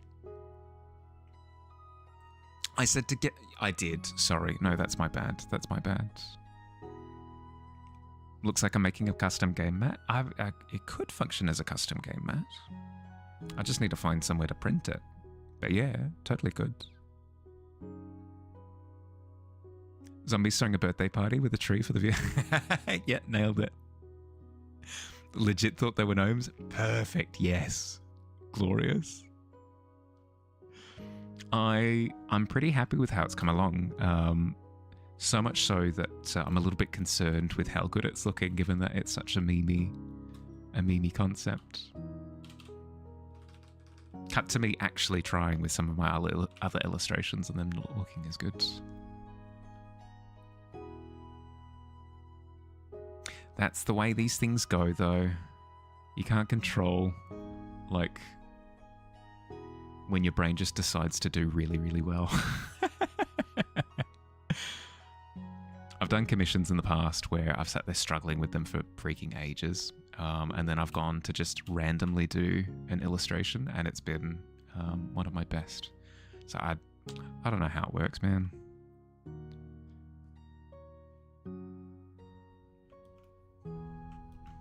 Quality control's all over the place.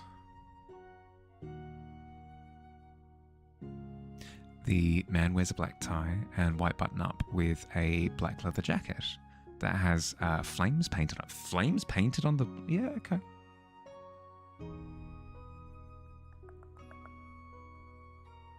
Which contrasts very much and adds to the mystery of him. He goes to Cassie's porch, gently knocks, and then rifles through his jacket, looking for something, producing a cigarette and snapping his fingers, producing a flame at the tips of his fingers to light the cigarette. Oh my goodness. Breathing control. Where are we at? Coughs in meme channel. Okay, let's see it.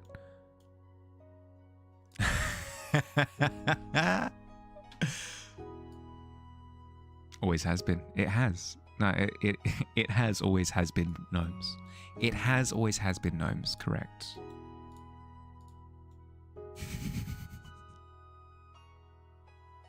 Weren't you firing on all cylinders, Billy? Weren't you going into overdrive? Weren't you being productive? I appreciate the meme.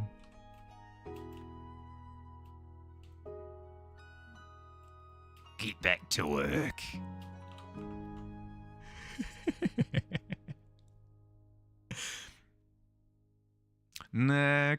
Okay, if you say so.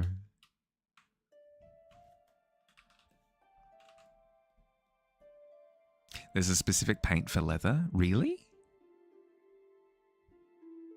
I mean, that doesn't shock me. Yeah, okay. Because I've seen embroidered leather. I don't think I've ever seen painted leather. No, I mean, obviously you paint, you dye leathers? Yeah, how does that work? Still deciding voice claims for the twins. You might just say, I'm Rio's voice claim. Just make it more scratchy, grumbly, and deep, and boom, Rio right there. Is that how that works? Can you do like a Hunger Games, like, I volunteer as tribute, but it's not me, it's that guy over there?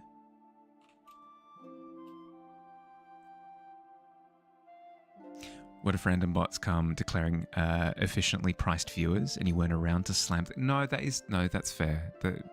Diligent of you, Billy. No, my apologies for calling you out. That's my bad.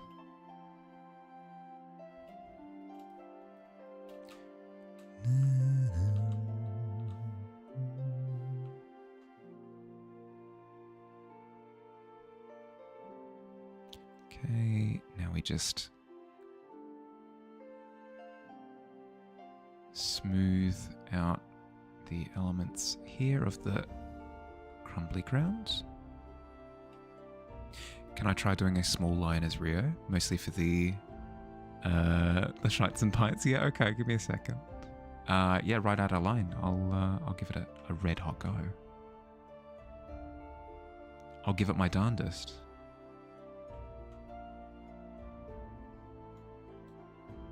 But yes, how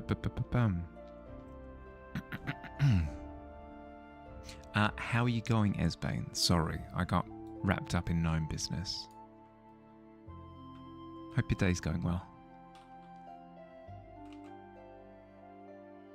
I am pronouncing it correctly, right? Please. I hope so. Oh, what a dark line. Okay. So you want it to be scratchy, grumbly, and deep. Scratchy. No. Oh, goodness. This is embarrassing as all heck. Scratchy and deep, like this. I will be the reason why you cry in the dark. Oh my goodness, that's so mean. That's so mean. Mahali was a jerk and threatened people on stream again today. Jeez. Days since Mahali's threatened people. Reset the counter. Pronouncing it right? Day's going pretty well. Hope mine is as well. It is. Thank you. Glad to hear that I nailed the pronunciation. Not to say that I did it effortlessly, but I'm pretty gifted when it comes to these. The amount of times where I've gone to pronounce a name and just completely fumbled it. Clipped? Again. Mahali, you have this assortment of clips where you've threatened viewers. Should I be concerned? Should I report to the authority? No! The man seems very impatient, tapping his heavy combat boots on the wood of the porch, staring at his wristwatch. Kathy decides to listen in, twisting her ear to try to hear what the man is saying. Can't believe the suits are making me investigate the possibility of a magi. Term for the person with magical abilities being on the premises. That's a rumor we don't even know. Grumple's having a very clear... New Jersey! Oh, heck. Okay, let's give it another go. Ugh, I can't believe the suits are making me investigate the possibility of a magi being on the premises. That's a rumor we don't even know. There we go. Freaking nailed it again. Oh my goodness, flawless. Flawless. Yeah, I've said words before. Do I DM? I have in the past. I haven't this year so far. I want to. But I haven't. I do play, but no. Tragically, no. Send you the clip.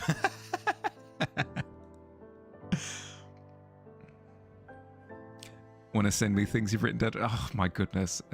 I should make it. Should make a point redeem or something. If it's so popular, I should make it an official thing. Get Mahali to say things. That's rife for rife for problems. Hey Mahali, say you're doing crimes. No.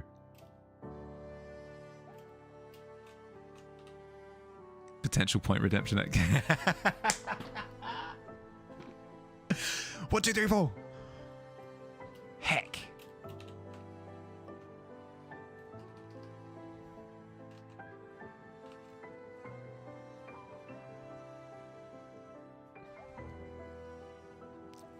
Was giving the Godfather. I mean, if it's from New Jersey, you have to really lean into it. Have to. With a terrible, terrible accent. Not that the New Jersey accent is. My New Jersey accent is. My familiarity with the New Jersey accent is Yu-Gi-Oh! Abridged the Joey character. Voiced by a British man.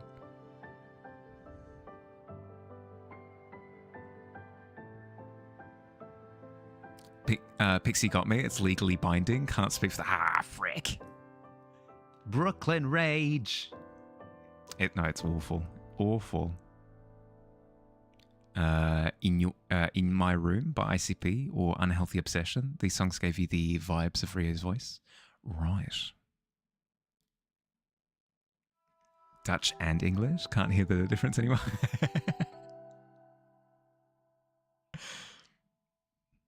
The problem is I can hear the difference and I'm cringing at myself. Hey, Yogi, forget about it. I'm walking here. Hey, Yogi, I'm dueling over here.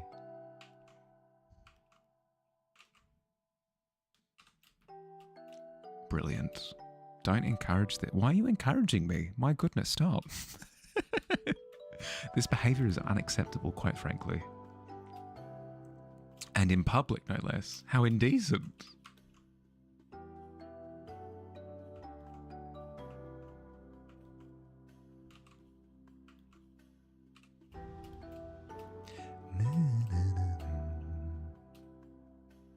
Good day prep for tonight's Dagger Heart session. Oh, no, Billy, no. Not the next ore.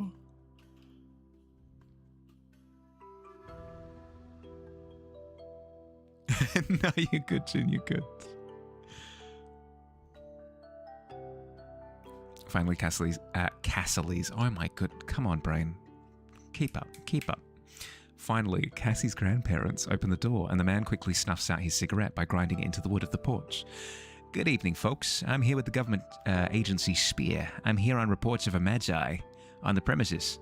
May I come in? He flashes his FBI-like badge with a picture of a jackalope on it, and with his credentials, unfortunately, Cassie can't read the name from this distance.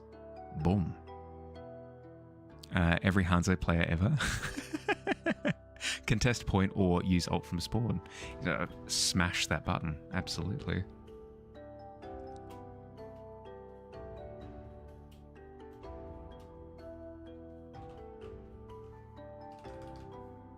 It's not Hanzo? Who is it then? It's exactly how you've imagined it. Oh my god. Highest of praises. Thank you.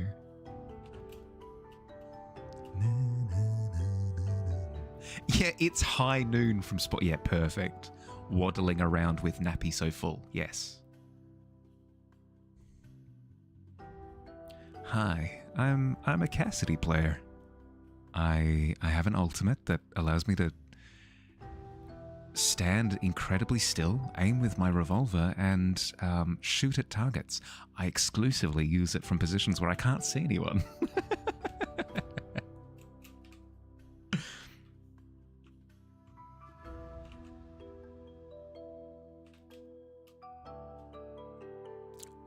Got a direct quote of Rio describing his most fond and joyful memory, that being when he hug of Ward with a guy's guts with his sister on a ring. That sounds a little bit too graphic for my taste, but I appreciate you preparing me for it, so that I can politely turn it down. No. I got you, man. Orgy. Your eyes just did a trick on you, where the hag turned into a robot with hands on hips. Where it's like head up here. Oh. Okay. Where it's yeah. Okay, where it's like a non-usual anatomical robot. Yeah. I can kind of see what you're going for. No, that's fair enough. Again, something that I hadn't accounted for.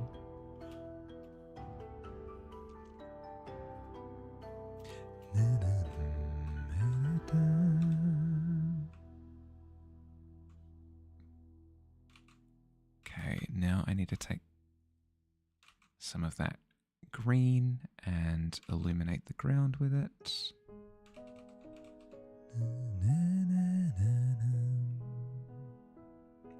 You have a thing for bloody gore? You watched it when you were younger? No, fair enough. Fair. As I said, like if it's loose enough, like this person got stabbed in the foot, that's fine. But as soon as it goes into like overly descriptive, at that point I prefer to just like skim through. Just because the tavern's vibes are supposed to be a little bit more chill. I've come to hang out in Mahali's tavern and have a chill afternoon, and he keeps describing gory entrails. It's making it very difficult to eat lunch.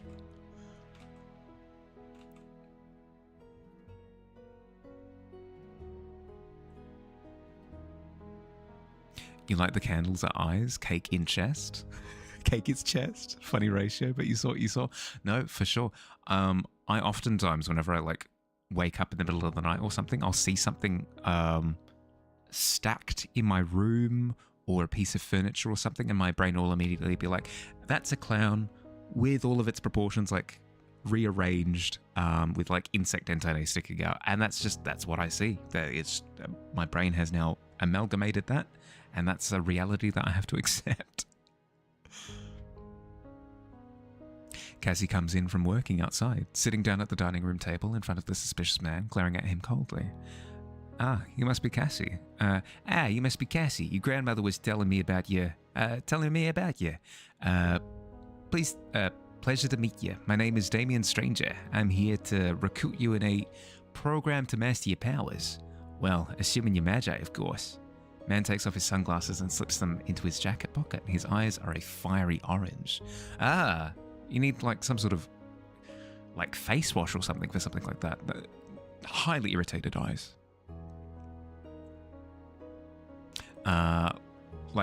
Internal parasites like tapeworms and that sort of thing. Yeah, anything like to that degree. Frick you, Pinterest? Pinterest did nothing wrong. Just 3 huntsmen in a trench coat in the corner? Absolutely not. Well, I was describing that the other day, actually. Whenever I'm outside, even inside sometimes, and I see some sort of like mystery box or tarp or piece of clothing lying on the ground, I just assume filled to the brim with spiders. Filled, like absolutely wiggling with them. That's just my baseline assumption. Dude is blazed, clearly. Here's magic. Some magic folk have different coloured eyes based on their powers. Classic.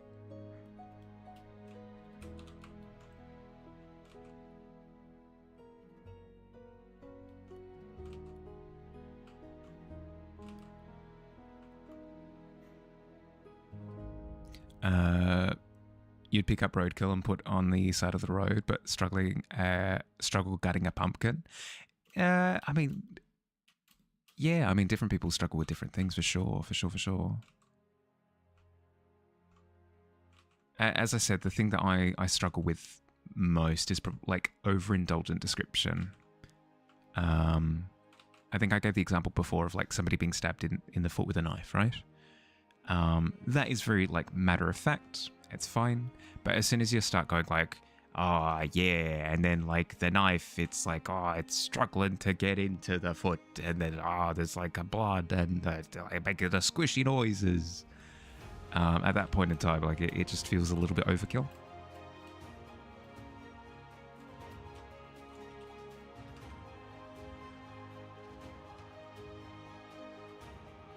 I have big hands. For gutting the pumpkin? I've never gutted a pumpkin, actually, now that I think about it. I've never had the pleasure or displeasure. I don't know.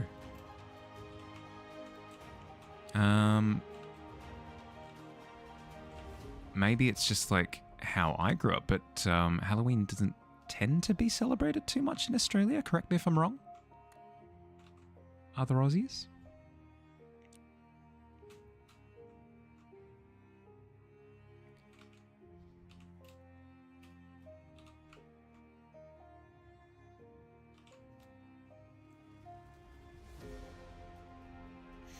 Might be a little overindulgent in that way, but more in the sense of what's heard and felt rather than seen.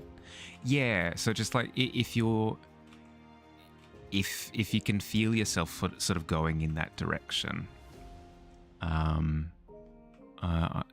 appreciate if you curb it a little bit. Thank you though. Don't do Halloween. I know that like some kids do it, but not really a thing. If anything, more adults have like Halloween parties than kids do trick-or-treating.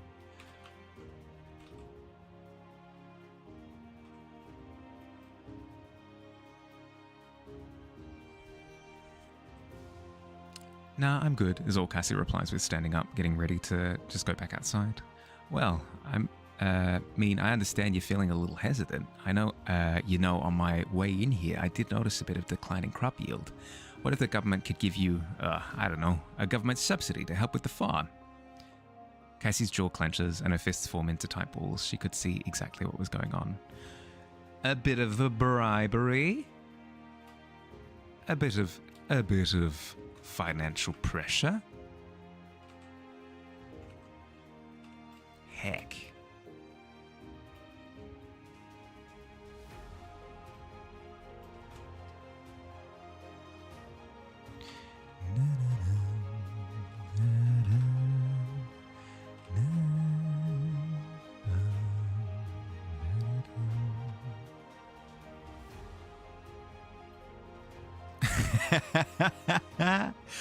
Yeah, no, flawless. No, flawless execution on that.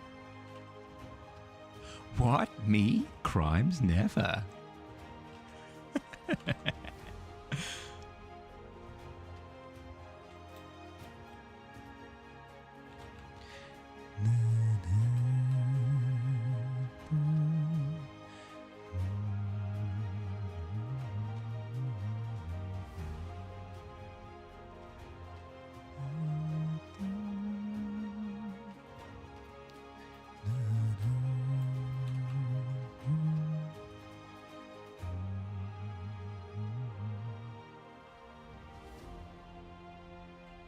Excuse me, Jet. I literally said, don't go into it.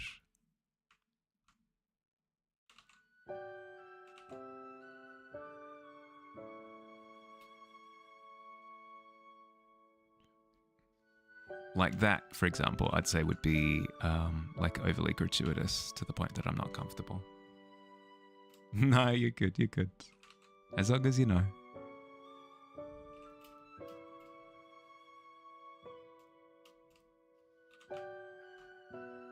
Thank you for understanding. I appreciate it.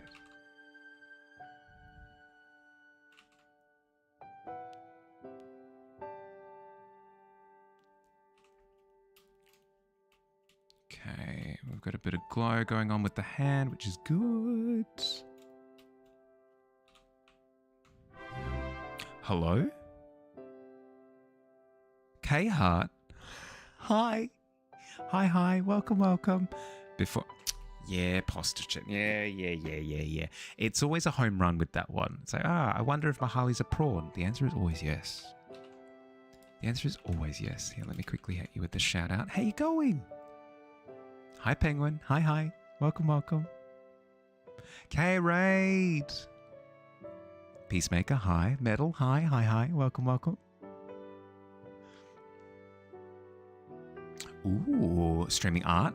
Do you have anything that you'd like to share? I would love to see. You are here. I'm welcome. I am welcome. Thank you. Thank you for the follow, Penguin. Welcome. Welcome to the tavern. What are you working on, K-Heart? Were you doing stuff? Please tell me you're doing stuff. Just a little bit of an offer. He slides a stack of 100 loose bills on the table. Cassie starts seeing red, like a bull. She could physically feel the magnetic field around her bending to her every whim, ready at her command if she needed it. If she wanted so bad to clock the man in the face. Always fun writing a character interaction with superpowers, because all of a sudden it's like, heck, ads. Absolutely stuff. Working on a spooky zine. Yeah, I want to see. Although if you are stuck behind ads. K-Heart. I would love to see. Chuck it in the chat or Discord.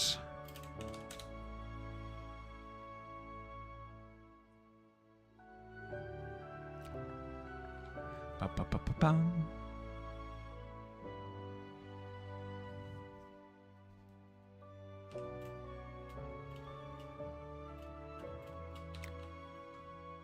Okay. Come on, indigestion burpees. At least they're being censored by ads. Ads are working to my benefit for once.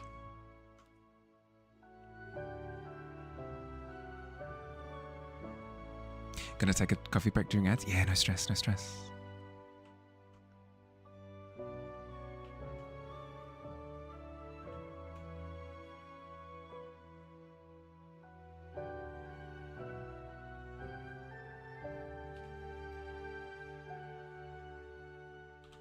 Got a bit of that green light going on. Chuck, excellent. You love to see it. Ooh. Stuff was indeed done. Oh my goodness. There you go. No, just put all of my line work to shame, why don't you? No, I'm super jealous. This is awesome. Super crisp, super clean. I love the little render lines on everything. It gives it like a little bit of directional lighting, which is really cool. And I love your little attention to detail, like the grotty bits, the little skull sticker. No, this is awesome. Shriveled pumpkin. We were just talking about pumpkins earlier. Gas mask. Bin open. Rubbish in bin. You love to see. Torn cloak. Garbage bags. No, this is awesome. This is so cool. Is this like a broken chair? Yeah, it looks like it with the back splintered. No, that's so cool. So cool. No, excellent work. You said work in progress on that one, right? So what's your intention to do with it moving forward?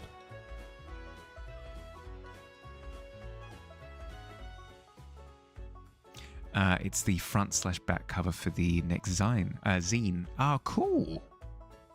Looks very flammable. It looks incredibly flammable. Not a good odor to it. You missed a raid? You did. That's okay. Yeah, now. You're good. Cassie then looks to her grandmother, who's in shock at the amount on the table and actually has a bright look on her face Cassie hasn't seen in weeks. Makes her calm down and unclench her jaw. Lots of drama. Lots of drama. Love the cartoony feel gives with the pumpkin. It's a nice thing to add. Still in progress for sure. As in, are you intending to do more line work for it? Are you intending to add colour? What am I working on tonight? Oh, I am working on a birthday illustration for myself for last week. And it's almost finished. It's almost finished. It's a spooky birthday party as thrown by all the denizens of the haunted forest. We've got a treant. We've got a couple of ground zombies. Yeah, yep. Got a couple of zombies popping out of the ground with a cupcake. I've got a hag bringing the birthday cake. Got a few spooky bats coming in as well. I'm probably going to add little party hats to them as well. It's all coming together. Happy birthday.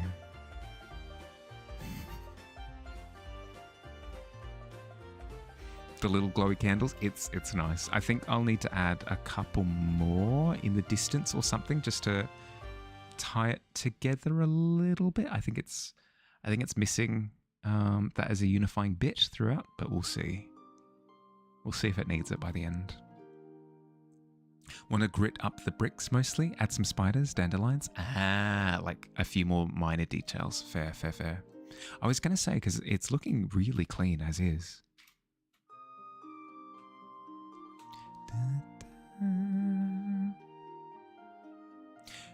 Sorry, Astrid, if I fall behind a little bit with your script, it'll just be a little bit more difficult now that there are more people in chat. Bat party hats. I'll do my best though. I'll try to keep up. Bat party hats. Boom. Let's see. You can make two spiders be positioned above and above separate cards to imply that they're playing cards. Two spiders be positioned above separate cards to imply that they're playing cards. For K Hearts or for mine? Presumably mine, right? Because like playing cards is like party themed. Oh, yeah, okay, there we go. I'm glad I checked.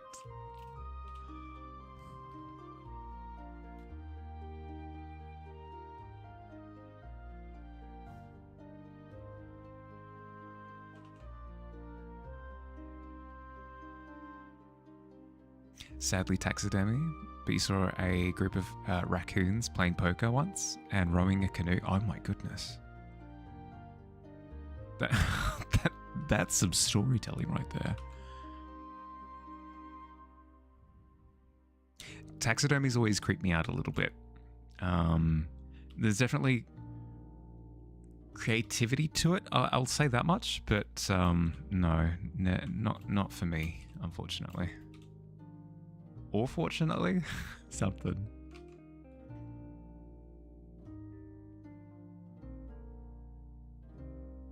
Little spiders and big normal sized cards. I think that was the concept, yeah.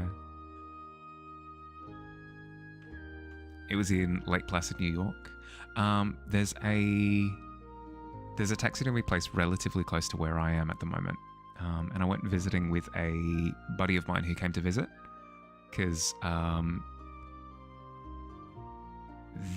and their wife are both like really quirky things, and the amount of quirky things that you can find in a taxidermy store quite high, surprisingly enough.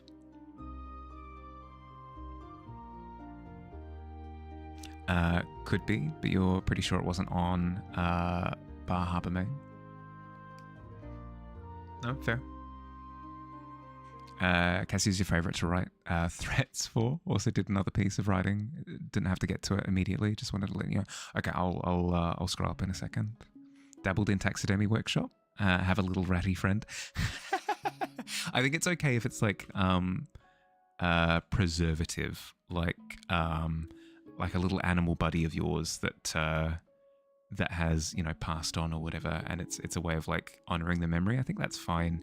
It just gets a little bit problematic when you're actively like going and finding resources.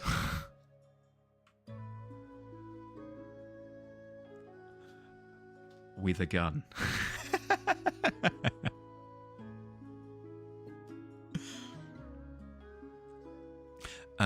Just let you know if you're being too much or flooding chat. Not being too much, not at all. But flooding chat maybe a little bit.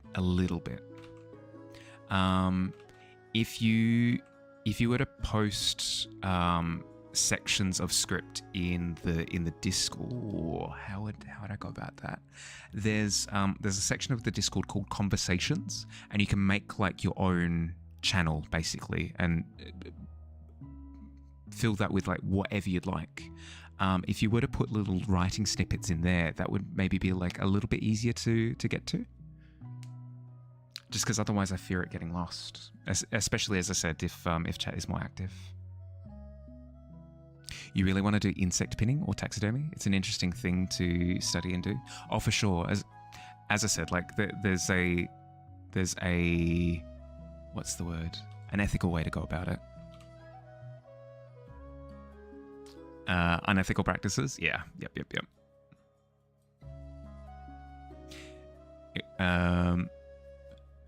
You were in the men's bathroom during a state Special Olympics event.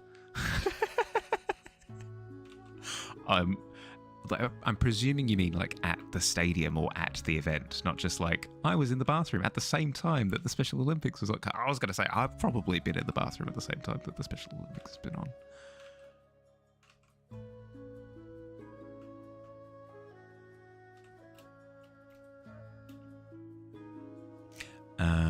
Thread? Yeah. So it's specifically in the conversations bit. It's below general chatter, a channel called Conversations. You can start threads in there.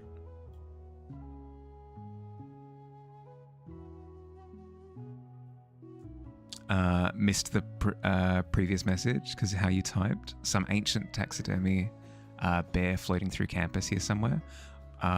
Once it was in the bent. Oh, right. Okay.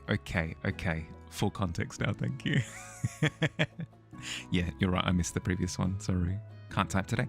It's all good. I can't speak today or read or write or see things. It's tough. It's tough at the best of times. Ooh, I'm some kind of pencil warrior now. Heck yeah.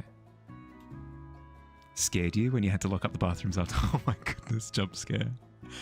Taxidermied bear jump scare. Oh my goodness.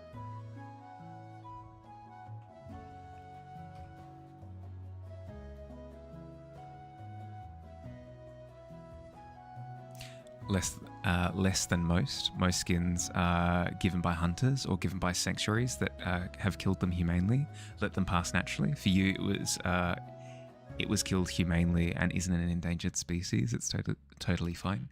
Yeah, yep.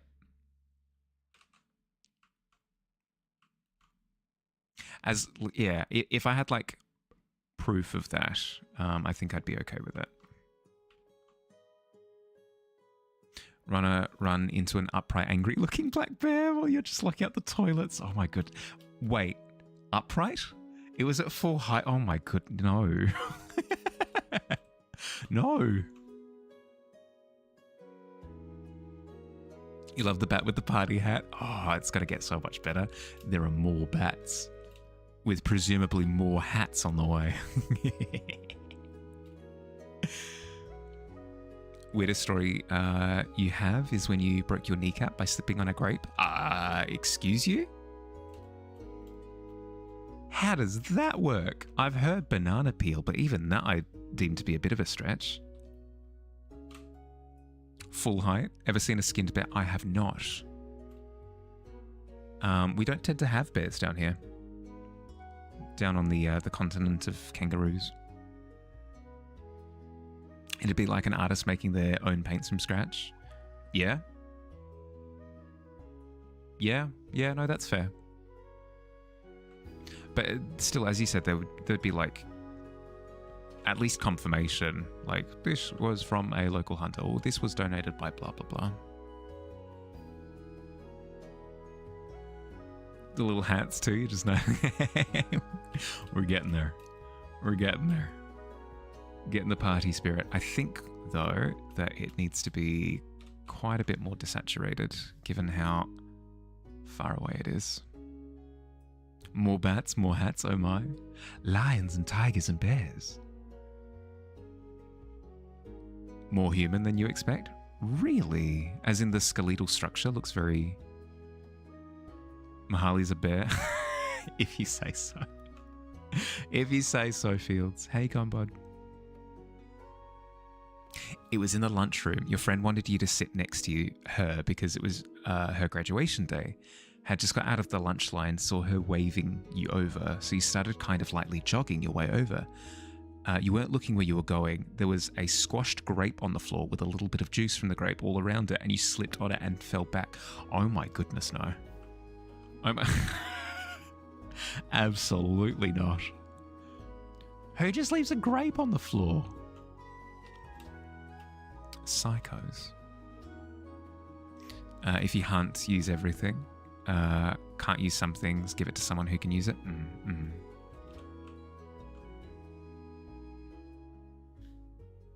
Yeah, that as opposed to game hunting. Like, hunting for sport, I think is the technical term for it, right? Where it's just like, aha, I shot a thing.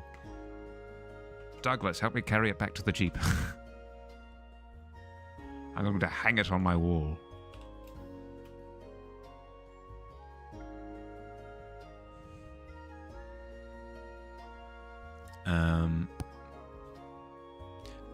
They don't clean in between lunches. This was second lunch, so you think it was somebody from first?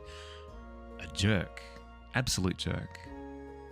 The Sasquatch, though, a hairy bipedal humanoid would be cool. It's a little peripheral sightings of sorts of animals, including standing bears.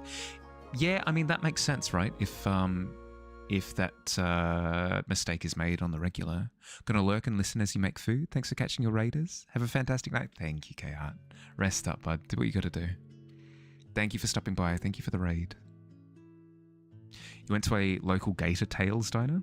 Had a massive brown bear inside the front of the entrance. You mean massive, as tall as the room itself? Made you actually step back a second to process it wasn't live? Oh my goodness, no. Hey bear, are you alive? No. Okay, if you say so. I'll trust you just this once. You stomped a peach under a mat at your primary school and nobody found it for months. Fields! No!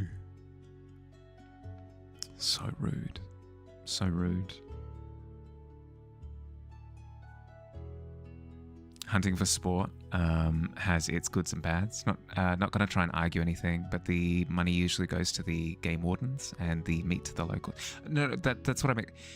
I don't have a good sense of how it works, just because I'm not in like a big hunting community, you know. Hello, Smugs Bunny. An amazing name. Welcome, welcome. How you going? Sorry, 2 seconds. Let me, before I forget, because I'm terrible at remembering these things, let me quickly hit you with a shout out. Welcome, welcome. How you going?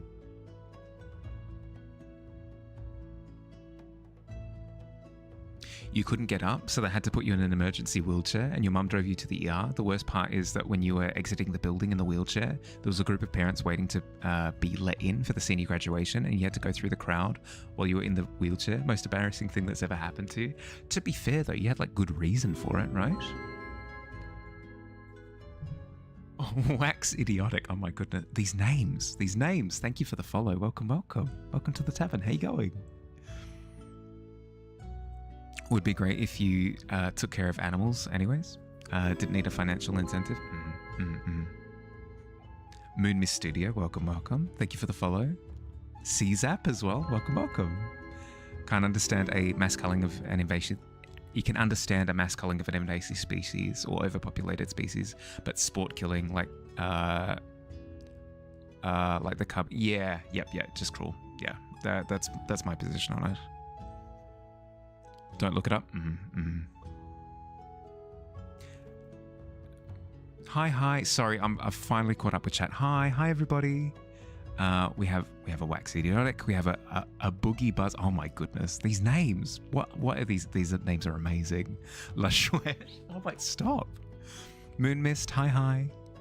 CZAP. Hi. Welcome. How you going?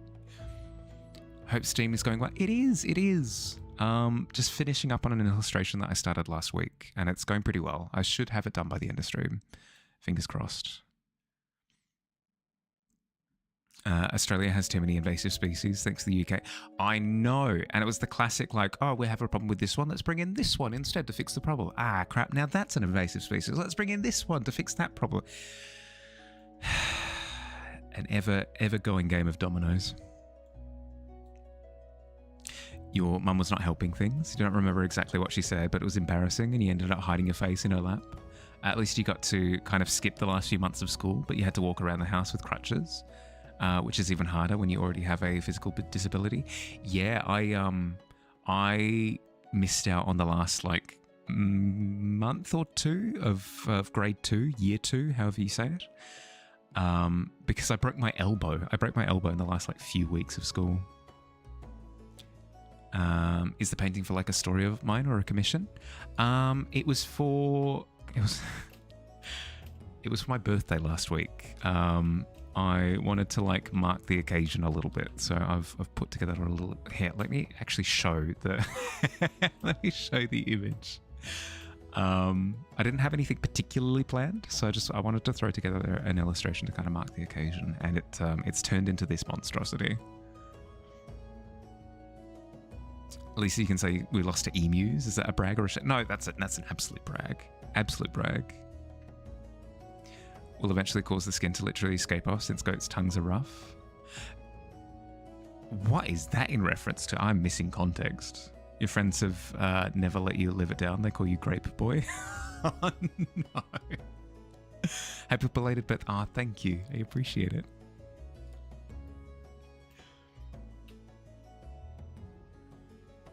Artist, thank you. I appreciate it. Speaking of, if you've got any art that you'd like to share, please do. Either link directly in the chat or in the share your art section of the Discord. Either works. I demand an art tax to appease the art gods. How are we going, by the way? How's our day been? I should do a full intro. I should. That's what the proper way to do things is, right? Hi everybody. Hi, I'm Harley. I'm a fantasy freelance illustrator. I do all of the illustration things to do with fantasy, whatever.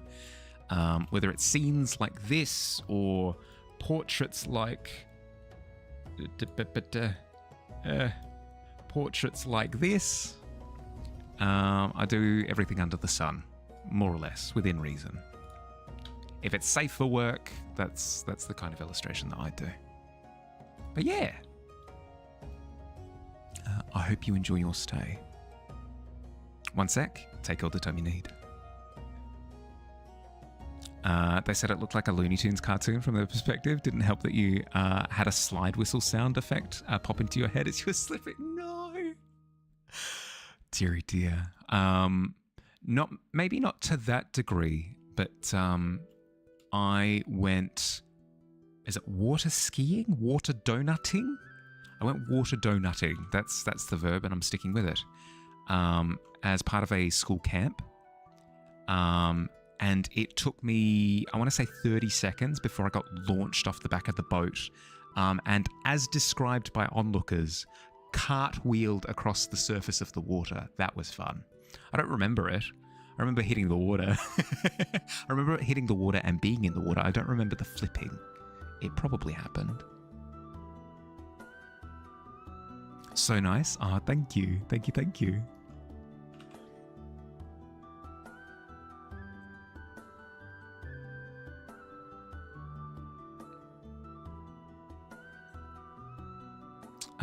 Tie them down to a chair, put their feet in salt, water to marinate, and after that take them out and release 2 goats.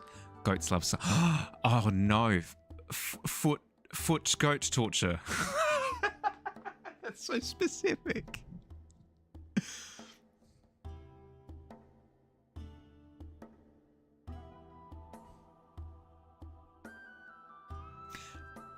Pew Pew Pop quiz. Which country was home to the inventor of the most used machine gun in World War One and the longest life, blah, blah, blah, blah, being used today is not the M2 Browning machine gun in... This is trivia that's way too specific, flying way over my head. Sorry. Also run into a glass sliding door one time. Somehow fell off picnic table. The benches aren't attached apparently, like they usually... Oh my goodness. It does actually make you think though, those like funniest home videos, whatever, where you had people like absolutely stacking it. Nobody stops for a second to be like, are you okay?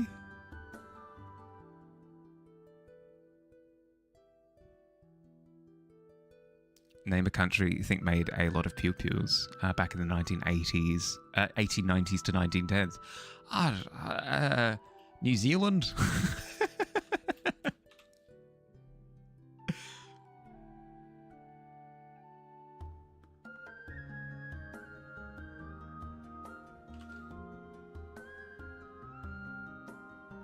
But yes, I agree with Pixie. Keep it a little bit family friendly, shall we? A few things we made the past few nights. Chat requests for different versions of your character. Ooh.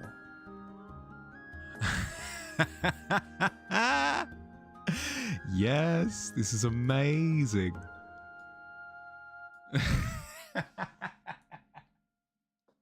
The Leonardo DiCaprio, like, laughing meme. Oh my god, that's perfect. Made from fried giraffe legs. Real meat. 4 times MSG. Tasty. Incredible. What?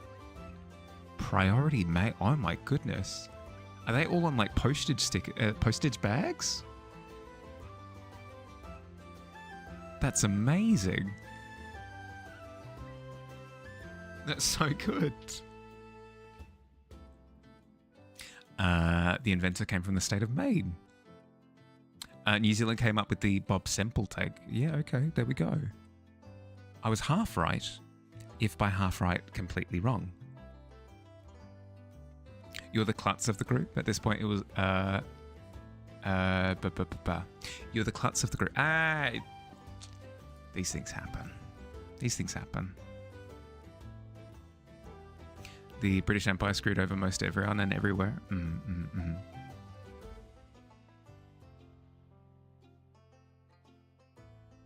Also had a concept that the gargoyles on buildings are actually a subset of demons that get petrified during the day because of the sun. Ooh, that's a fun take. Very similar to the Weeping Angels kind of vibe, right? Where it's something that's kind of been established for a while, and if you don't look at them or, you know, night falls, then they start moving. That's fun. You're a street artist, and it's a convention to use priority mail labels you get for free at the post office. Ooh, that's cool. That's really, really, really cool. Yeah, for sharing, of course. My pleasure. It's not a great tank, but your joke hits the best ever. The sarcastic golf club. You know, I want to watch the Gargoyle cartoon. A classic. Gargoyles, He-Man. This like Power Rangers era.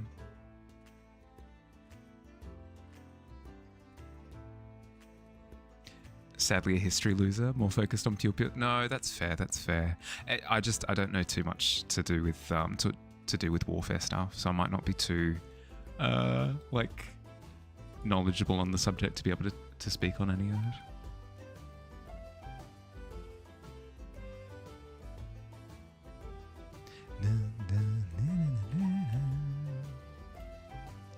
Okay, we have a party hat here. Need to darken it a little bit so it pops a bit forward.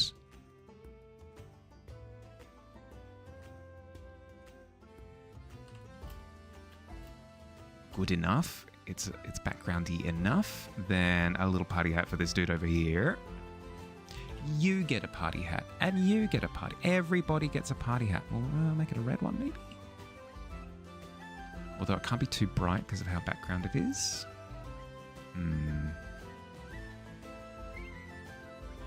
Might make it a green one, actually, now that I think about it. Because the other green party hat is partially submerged in the ground. Australia has Lithgow small arms, or had. Don't remember if they're still open. You want a Lee Enfield from Lithgow, if you could someday. Oh yeah, I'm not too sure. Australia has kind of been really not like outright anti-gun, but like non-existent gun, if that makes sense, for the longest time. So I just a lot of this is just not well-known information. Lithgow's still a thing. It's owned by Tali's. Yeah, okay, fair. There you go.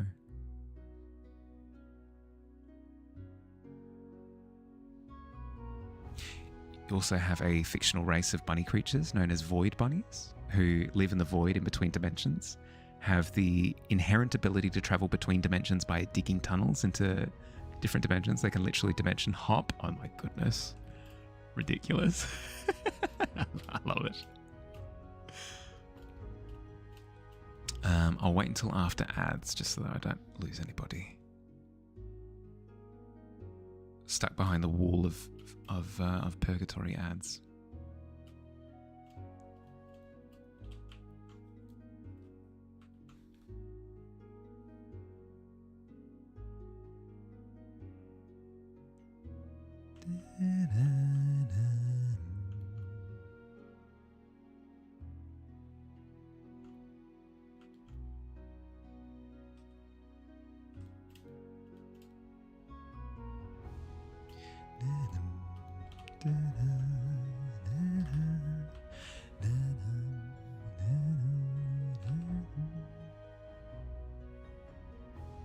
It's like the Berlin Wall over. I feel as though the Berlin Wall was a little bit more permanent, at least for a while.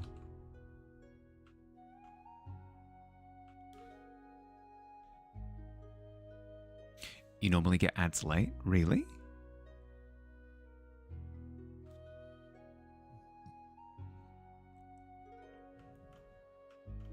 Yeah, ads have, I'm coming to find that have different properties depending on the person. Some people just don't get ads at all, which is amazing. But yes, before I forget as well, Smug, if you've got any sort of post-stream looking after yourself that you've got to do, please, by all means. No stress whatsoever. If you have to bounce. You have my full permission. Not that you needed it.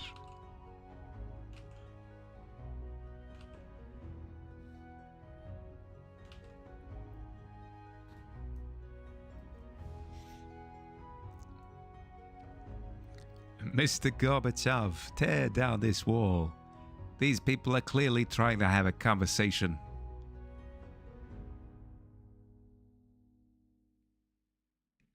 Heating up your burrito, looking insta. Yeah, good. All of the recuperating things.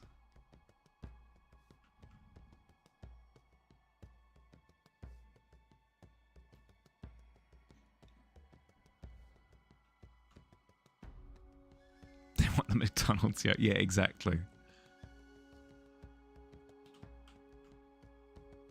Mr. Gorbachev, these people want a Starbucks, but not the Starbucks that's over here. They want the Starbucks that's over there. Tear down this wall.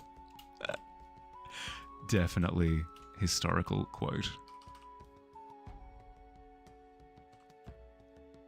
One of the Void Bunnies has named itself Beepo. He's a tinkerer who wears a yellow turtleneck with black overalls.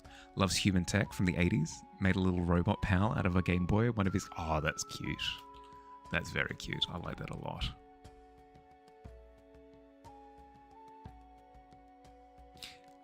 Anything on the first McDonald's in the USSR? I remember seeing something on it, but this would have been like 12 years ago or something that I saw this vid. Something along the lines of it was like a massive deal. Super, super, super publicized. Have to head out for the night. Have a good one. Thanks for stream. Love the painting so far. Can't wait to see it done. Thank you, Esbane. Have a good night, bud. Sleep well.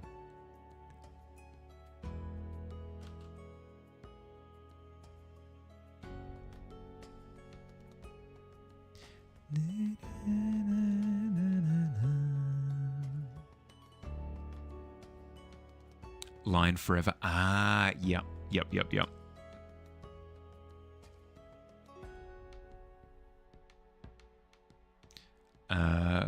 Broken the USSR McDonald's or Rocky Balboa. Yeah. That was a big event. I remember at least that much. Because I think it was televised as well. Like, it was a massive deal.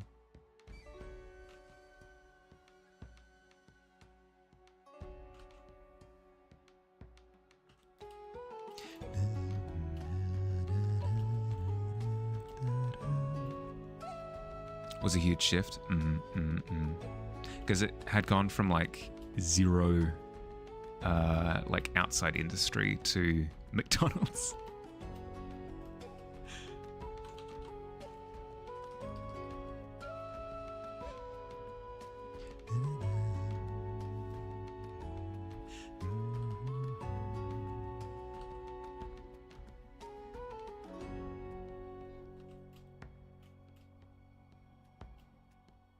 Rocky Balboa, the fourth movie, probably doesn't exist in Russia still.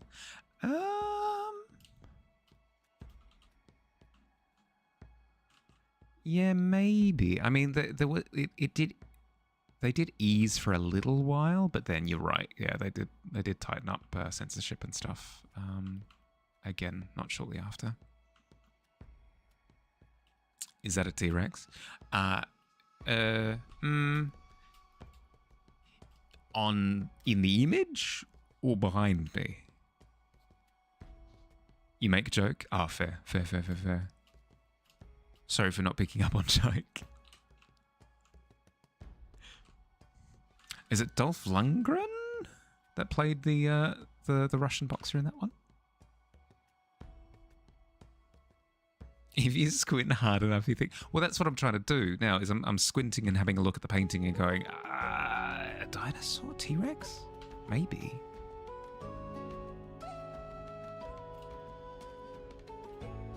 What do you think? Well, I don't know. Art is interpretive. Maybe. Yeah, okay. Yes, behind me, there is a T-Rex balloon, correct. My sister on my birthday said, "Hey, Mahali, instead of asking which balloon would you like, she asked which dinosaur would you like." So, T-Rex balloon. His name is Rex, and he's an absolute champion. He pretends he's a dragon, and let's all play along, shall we? For self-worth and ego more than anything.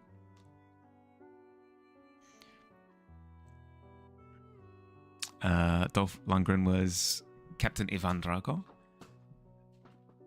Yeah, right. Which Drago was the enemy boxer.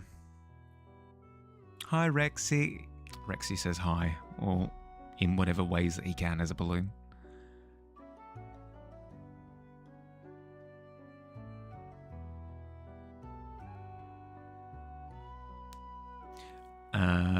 He's going to sit here and watch stream while you go get a snack real quick.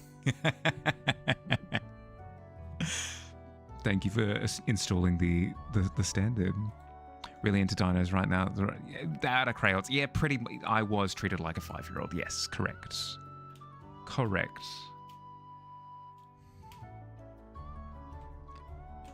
Now, Mahali, be on your best behavior while I go get your dinosaur balloon. What do you think of eating crayons when you read the art? That speaks to where your brain's at more than anything. I cannot, as much as I meme about it, I cannot speak to how tasty or untasty crayons are.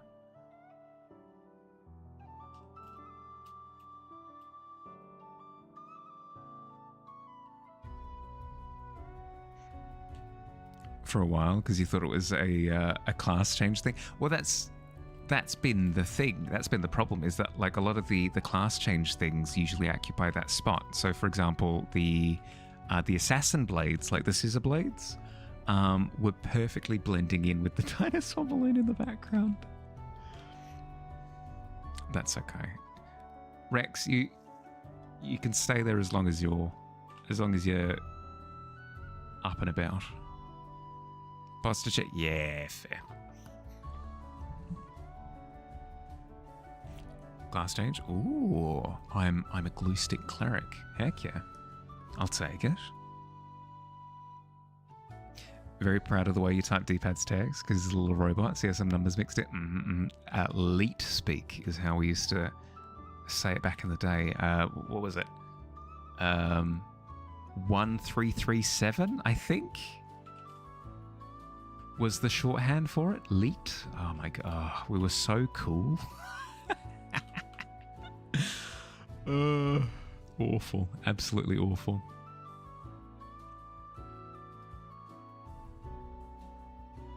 Super sexy, insane tiefling artificer will never see the light of day. Oh, so sad. As in, you haven't had a chance to use it in use the character in a campaign so far. Leet, yeah, yep. We love sexy people. See, sexy people are nice. I mean, non-sexy people are nice too. I don't know. Some of my favourite characters in D&D have been very not sexy people.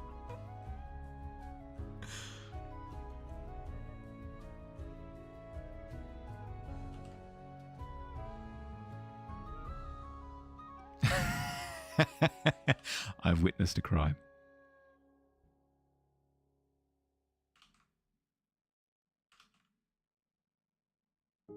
High-level Dinomancer summons Raptor Lords. Oh, Raptor Horde. Oh my god. Come on, brain.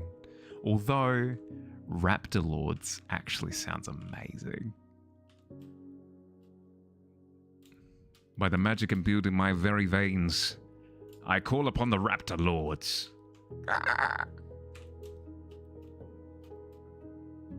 Go, mighty creatures of the dinosaur plains, of the Jurassic plains. Raptor rogues, yes. Cloak and dagger, and talon and tooth. You're my friend. We're having soft shell tacos later. We're going out for lunch, and there's nothing that could be said about it. Bring your Nintendo Switch.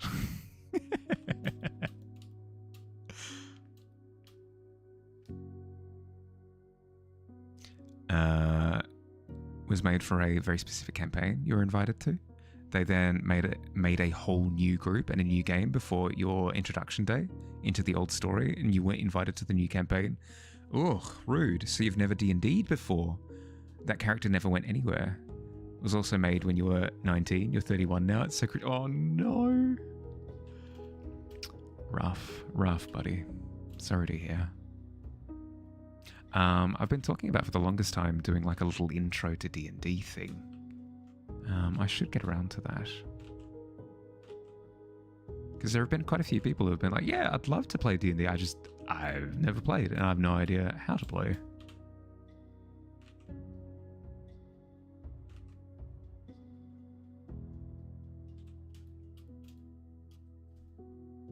Thinking of DMing a campaign that's in the same world as your story Hex Squad? If anyone's interested. Oh, there you go. Boom.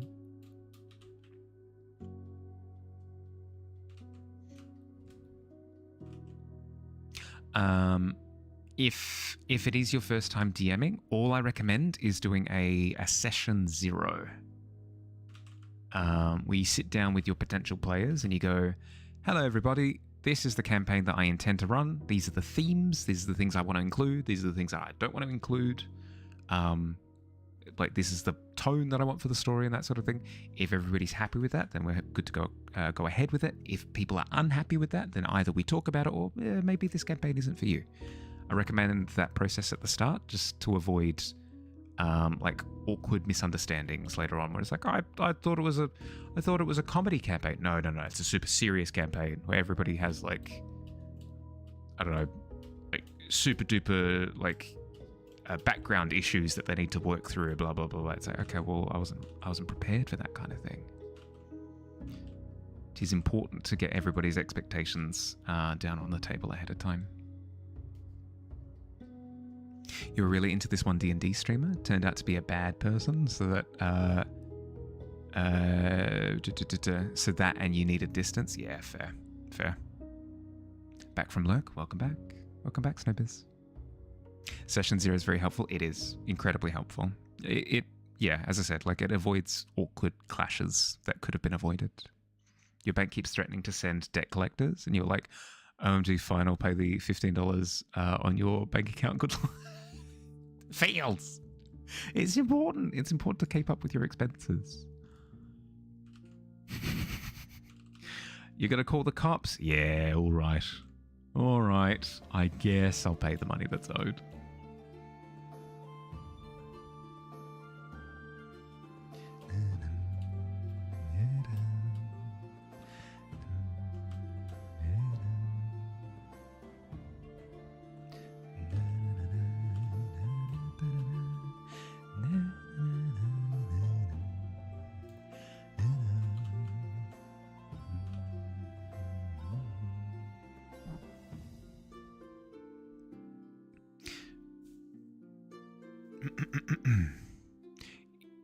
You definitely want to DM a game one day, because you get infinite characters. You do. There's a lot of responsibility involved as well. It can be super overwhelming if you're not prepared for, like, the amount of prep that you need to do. But if that's your thing, then I can imagine you having a wonderful time with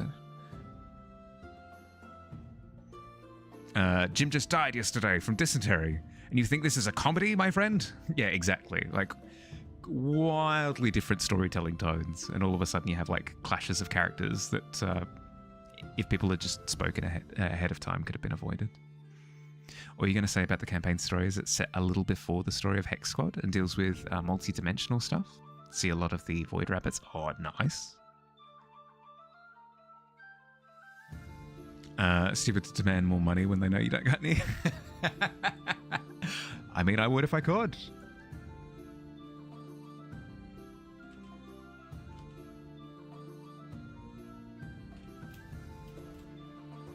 You have to pay a fine for not having money. So, did you hear yourself speak just then? Did you hear the words that just escaped your face? You understand them. Really, really digest the meaning of those words. Then get back to me on that one. He's coming from... Yeah, exactly. Boom. Had an idea centered around a reverse concept of pirates versus mer people. As in, the mer people are on the ship and the pirates are in the water. Explain. Void rabbits might be a favourite part of the lore you have in your world so far. Maybe that's just because you really like multi-dimensional story. God, speaking is hard. The people either raiding ships or just screwing with... right. So it's the mer people, like, kidnapping people and the... Wait, no, mer people kidnap people all the time. I'm confused. Fines are only for the poor anyway. Rich just absorb the fine. Yeah. Because all scales, right? Somebody who has not a penny to their name, a $5 fine is like the most expensive thing in the world. Whereas somebody who makes $5 an hour, all of a sudden it's like, okay, well, that's like an hour's worth of work, but it's doable.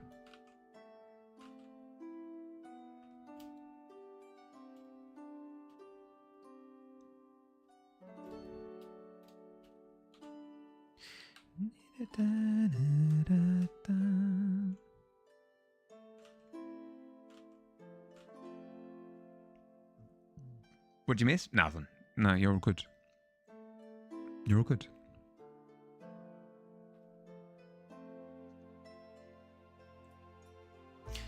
Had an interwebs hiccup. Multidimensional like this. Yeah, exactly. Whenever the internet hiccups like that, that is actually a multi-dimensional incursion. Believe it or not.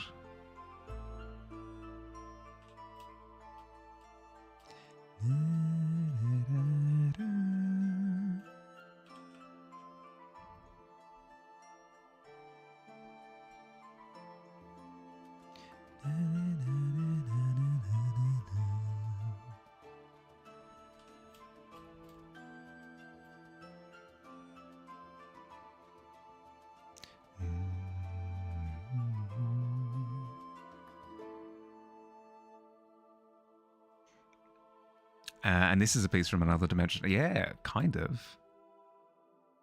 I don't think treants exist in real life. Not that I've come across anyway. Not so far.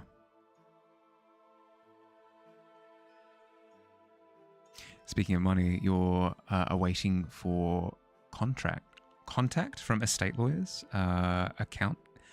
God, words. Speaking of money, you're awaiting for contact from estate lawyers' accountants to contact you to pay you, and the waiting game's driving you crazy.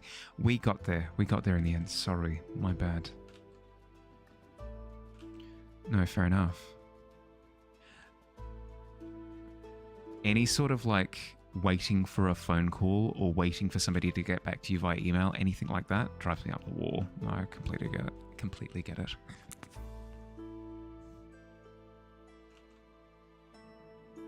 How you going, P-Spot 9000? How's your day been?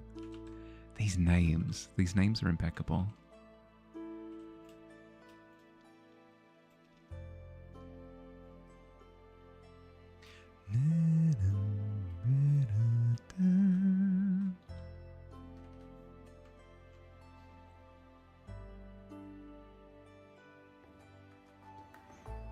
Not doing that twice.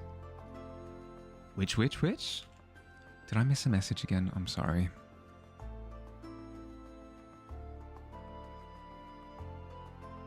Do you think you should start streaming? Might be fun to have a model based on one of those void bunnies and have D-pad as like a text-to-speech. Yeah, why not?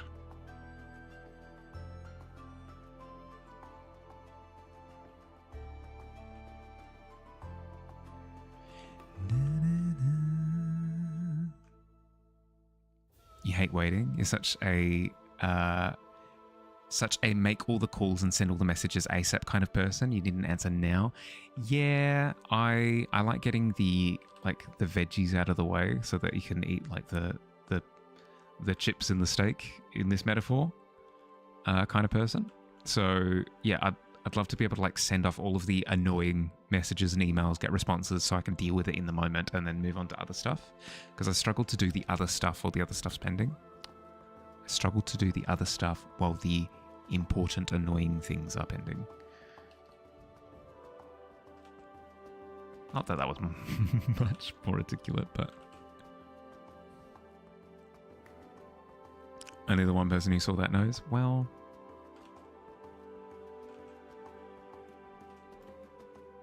apologies.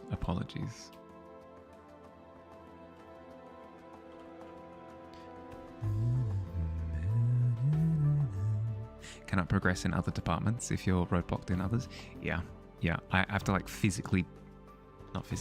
mentally like push past a barrier to get work done. Class change. Ooh, I'm a color mage now.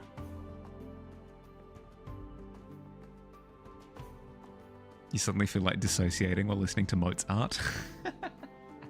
Fair, by all means. If this is a bit or not. No, I literally may have missed a message or have misunderstood what you said. My apologies if I have. Or I didn't miss it and it flew out of my brain. also potentially an option. Getting kind of late. Should go to bed. Fair. Rest up, Astrid. Thanks for stopping by.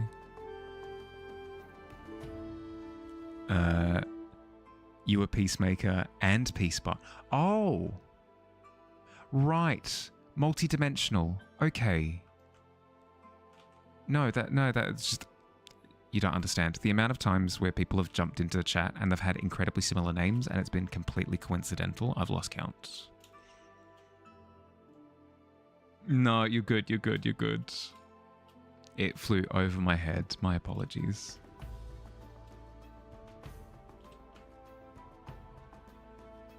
We've had, let's see, we've had multiple Jedis before, we've had multiple Pixies before, we've had 3 squids, I think. No, it's...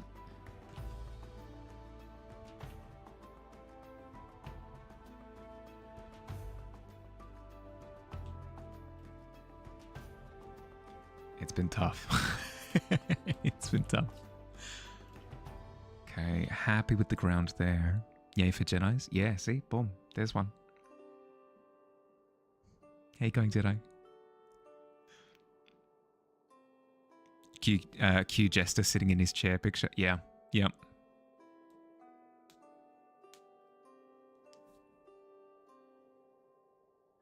Same. Sleep well, June. Goodness. Words are tough. Struggle Street this whole time. You've only streamed a few times in another life, but you have done your fair share of modding. Names are just hard to begin with for you. Yeah. I struggle in particular with name colors. If somebody says something and say they've got a green name, and then somebody else says something they've got the exact same green name, the name length is like comparable, they're similar enough, my brain just assumes it's the same person that just chatted, because my brain does like little shorthand whenever I'm looking at comments. It'll be like, yes, yellow name, that was Fields that just said that comment. Pink name, yeah, that was just Jedi. Like quick back and forth, and it stumps me sometimes. Or if people change their name a bunch, that I can't handle. An artist that I love has been going through a few names recently, and it's tough. Ad start in 3 minutes. It's been half an hour. My goodness. Since freaking when? What have we got left to do? It's just the ground here, right? Underneath this party hat? Yes. Easy enough to do. And then potentially other green ghost lights, but we'll see.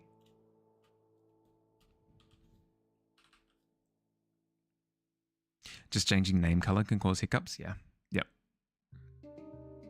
You'll do more streams when PC upgrade. You can't survive on this 2017 Office computer much longer. Yeah, for the same reason I needed to make my my PC upgrades, because just the fact that I couldn't have 2 windows open at the same time was just rough.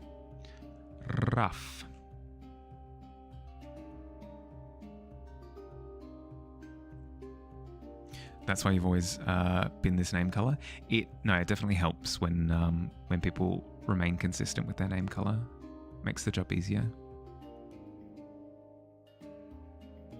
Microsoft is kind of forcing you to upgrade, so you can use... Yeah, same. I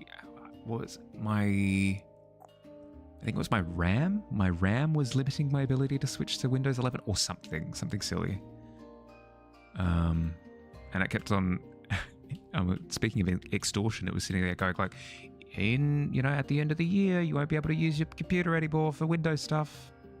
It's not true. It just wasn't supported, right? So like, no more maintenance benefits. Snooze. Oh, crap. Snooze the ads early. It's for the next round. Well, I've put the ads by 5 minutes. That's fine.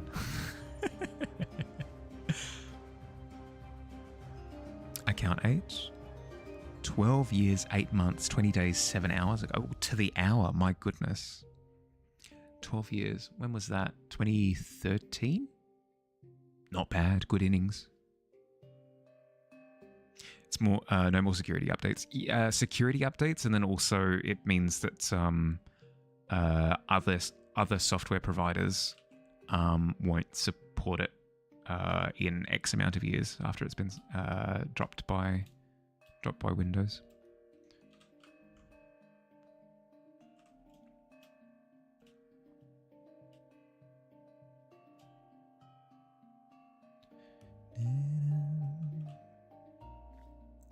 Time for Linux? Yeah, but that's a whole other can of beans. Gotta be honest, there's so little reason for you to bother with Linux. Don't get me wrong, if you can, it's probably the best option. But like I spend enough time just like trying to get stream running. The idea of having to learn Linux on top of that, I don't have enough time in the day, unfortunately. Security updates and that PC mysteriously slows down by 70%. Yeah. Yeah.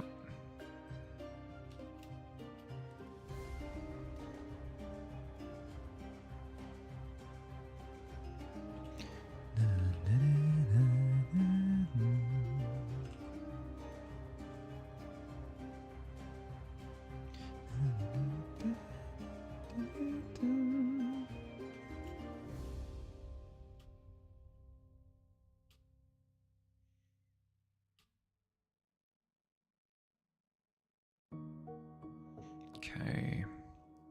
Once I've rendered that party hash, like specifically the ground that it's breaking out of, I think the last step is like tree confetti, because I was going to do falling leaves like this for the rest of it. That should be easy enough to do. Current sleep schedule update. Almost caught the beginning of this stream. Wait, no, that's bad? That's bad. That would have been like 5 a.m. or something. And there's the 3. You almost wrote exclamation marks. Like, no, that's it. It's tough. I've been struggling with speech literally this whole stream, so I'd be a hypocrite if I were to point anything out. US Air Force once made a supercomputer out of a bunch of the OG PS3s. I did hear that story actually back in the day. That was a whole thing. A bunch of people like defending the PlayStation. Well, not defending. People like trying to big up the PlayStation. Were going on and on and on about how it's like military grade equipment. It's like, yeah, it's not very fun though, is it?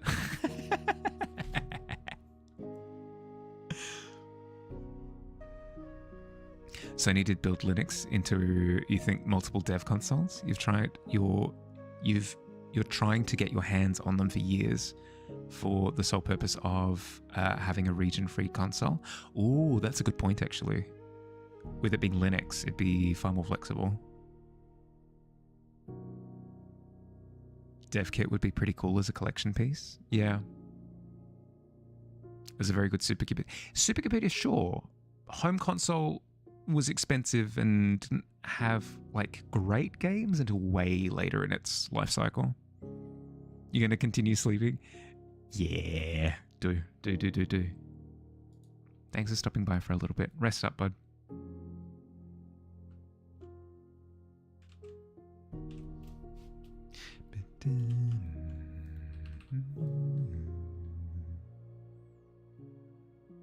You've had 2 PS3s that you've used to their death. Don't get me wrong, like, there's nothing wrong with them. It's just back in the day, it was get a PS3 or an Xbox 360? Was it a 360? Yeah, and the 360 had, like, I want to say the most iconic game lineup at the time.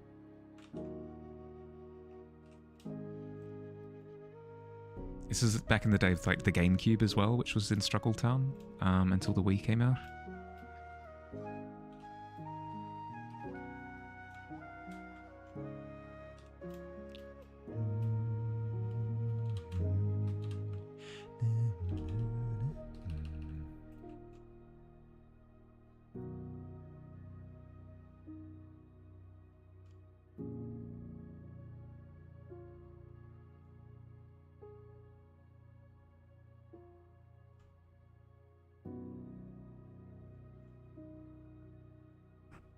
Sleep. Good, good, good, good. Your dad made you sell a console that you had purchased with your own money you worked for when you bought the PS3, so you said goodbye to the 360. Yeah, fair.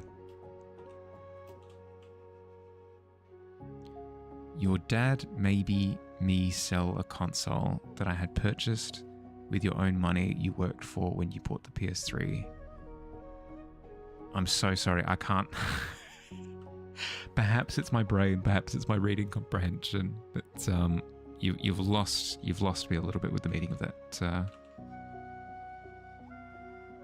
Your English sucks. Technically, your only language. No, you're all good. You're all good. You might need to rephrase it a little bit.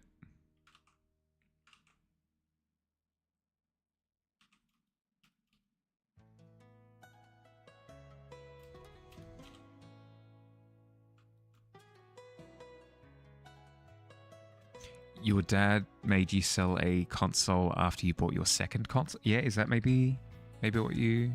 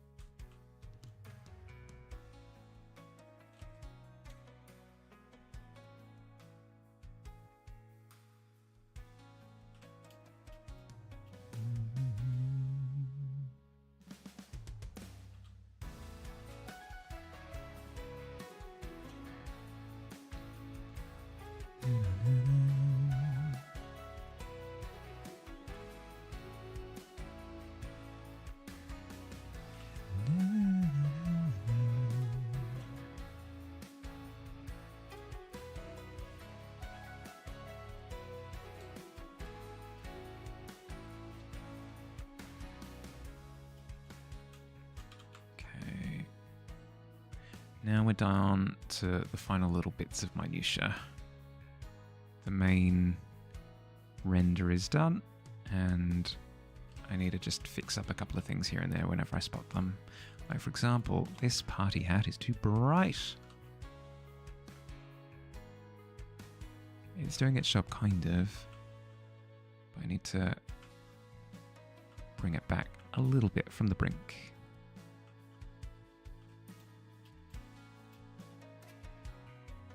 You were underage. You bought all your consoles since after the PS2 with your own money you worked for. Your dad made you sell a console to keep your PS3. He said he had that you had too many. You had a DS Lite, PSP, 360, PS3. You literally just bought the PS3 to play Metal Gear Solid 4. You sold the 360, but without a memory card, so you could have the saves. So when you went to your mum's house, you could use your brother's 360 maybe. Also in ads, and you're good. PS2 was in your dad's closet because you were grounded. Yeah, fair. Okay. I have a sense of what you mean now. Back out of ads. Welcome back.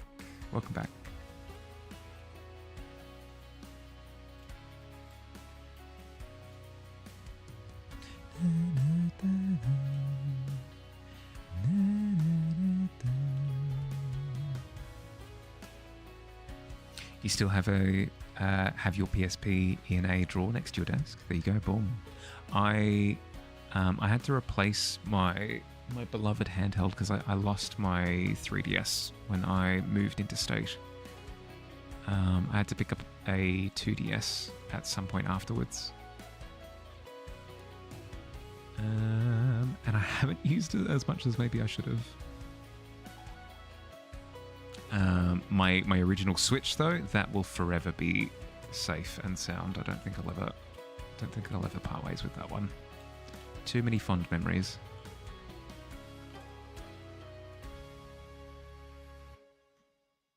You didn't get that PS2 back until you moved to Maine back in 2017 at the age of 23. How long were you grounded? You're grounded, young man. For how long? For life. Bum, bum, bum.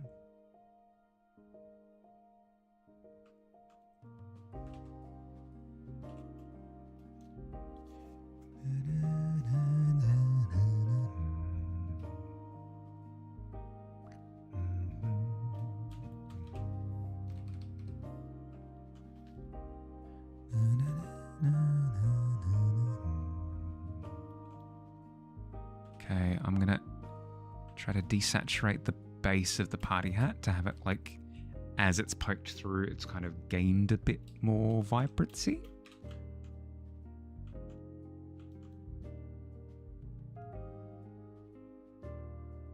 Your PSP was used so much that it died, as in the battery went.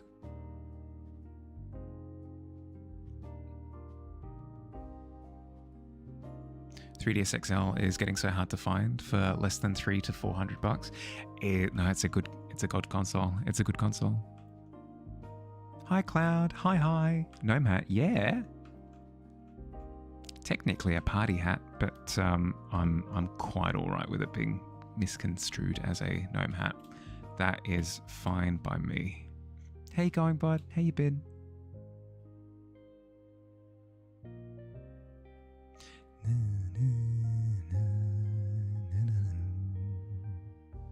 A 4? Oh, dearie dear.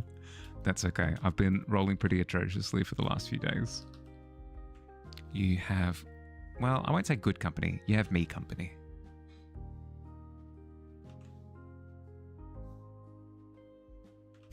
Me company. Tips Fedora.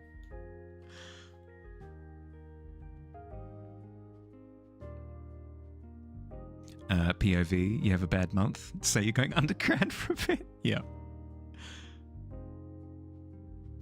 Fields just buried himself in a, wait for it, field, wearing a party hat. I don't know. Just woke up in the middle of the night, so probably going to go get some more sleep sometime soon. Yeah, fair.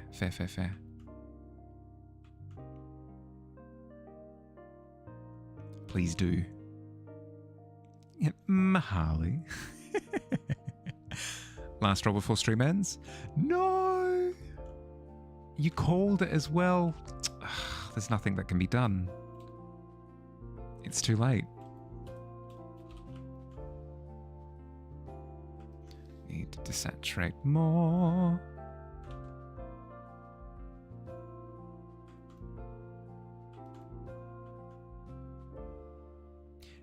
In the PS2 times, you had a game store in your local Hollywood videos called Game Crazy. And like GameStop, you'd buy and trade games, but a tiny bit better payouts than GameStop. So once you sold a game your dad got you as a gift years before, it angered your father. He took it away, made you go buy the game back. What? But like once you part ways with like a gift, it might be rude to like sell a gift or pass on a gift or whatever, but there's nothing that can be done about it. Once you part ways with something, once you give it to somebody else, it becomes theirs. It's how gifts work. Those are the rules.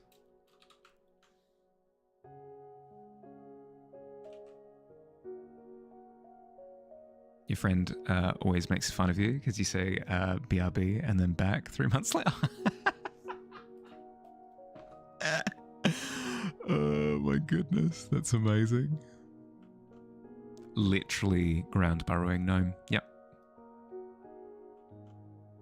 In your setting, gnome hats are canon. They're a cultural thing. You keep going back and forth on the color. Is the age or profession based or what? Yeah, fair. I like the idea of it being profession based. Profession based sounds fun. Because then you'd be able to like tell like, oh, that's a woodworker over there. That's like an engineer, baker with the orange gnome hat.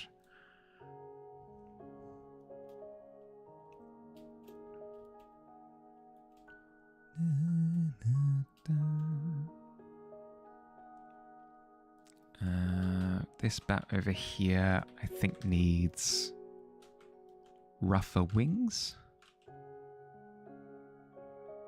like that.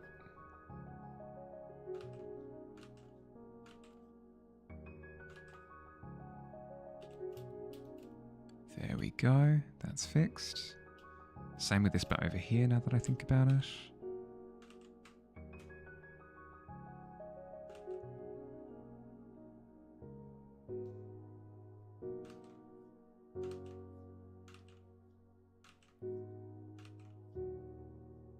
Blurry, motion, messy lines.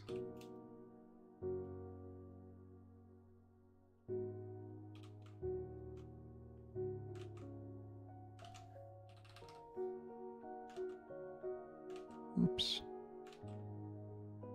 Come on.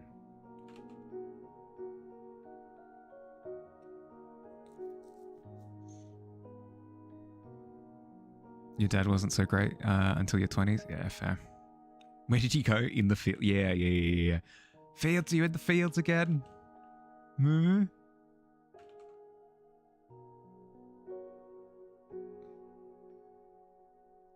That is a combo.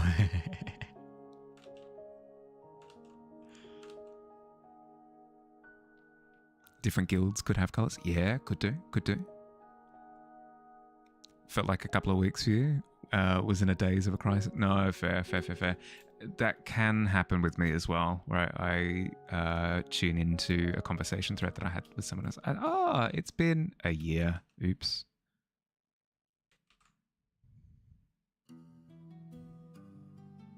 Introversion. Introverted people.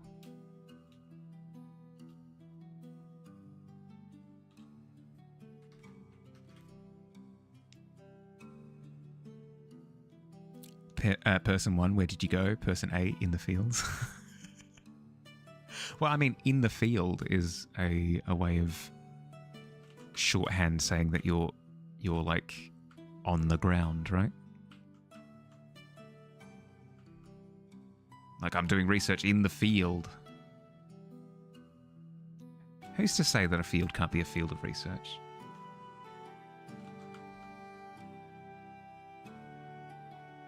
Given gnome color senses and incredibly specific vocabulary, they could be able to get very granular with shades and their meanings. Ooh, I do like that. Oh, you're a baker gnome. Actually, I'm a sous chef gnome. Please and thank you. I ask that you don't make that mistake again. Sorry, sous chef gnome. I've been wandering through a cornfield or something. I mean, going on a journey of self-discovery is absolutely a thing. You were spiraling last month? Yeah.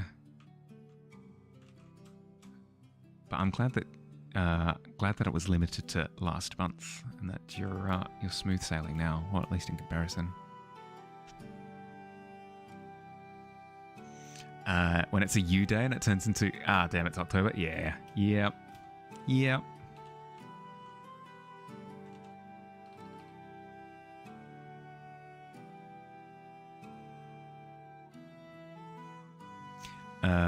What I said to you guys before I zipped away for a year. Yeah, probably BRB.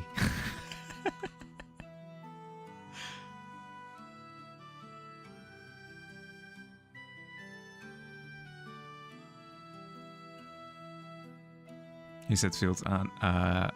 Who says field isn't in all fields? Researching the fields of all the fields? Yeah, exactly. Fields is a fields expert.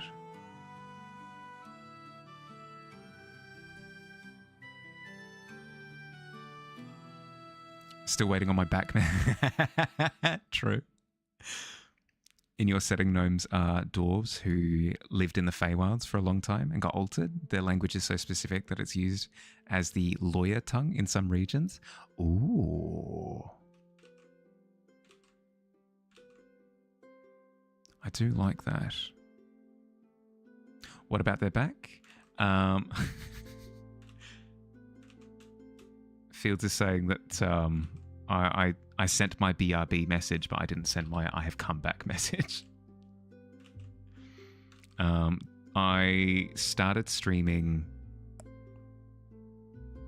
4 years ago. 4 years ago. But then stopped streaming the year after.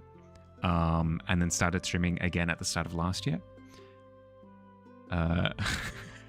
So it's done wonders for community retention. No,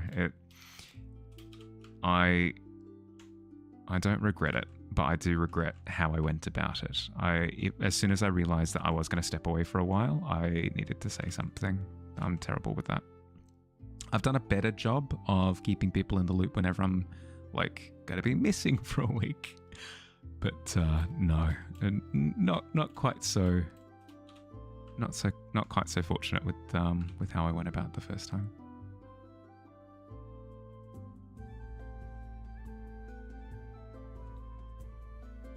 Posture check. I'm straight as an arrow right now.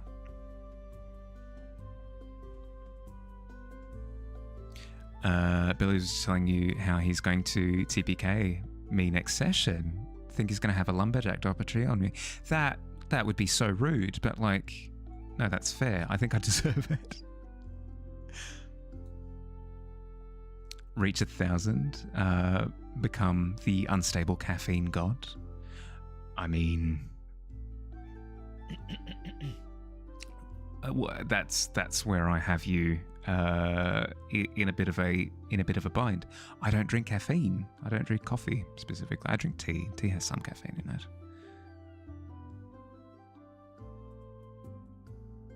You're as bisexual. I meant posture. I mean, I suppose you could have bisexual posture. Not sure what that looks like, but I'm not going to start saying I have heterosexual posture. That just seems awkward as all heck.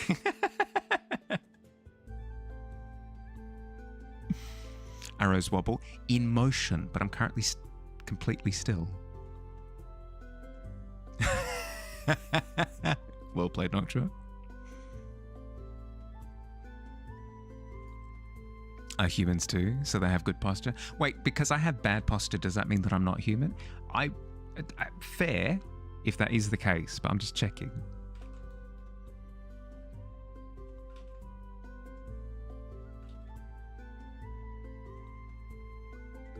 Because I usually sit like a prawn.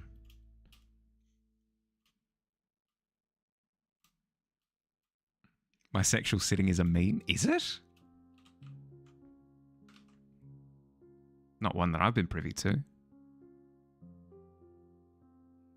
You choose not to talk down their post. No, that's fair. That's very conscientious of you. Thank you.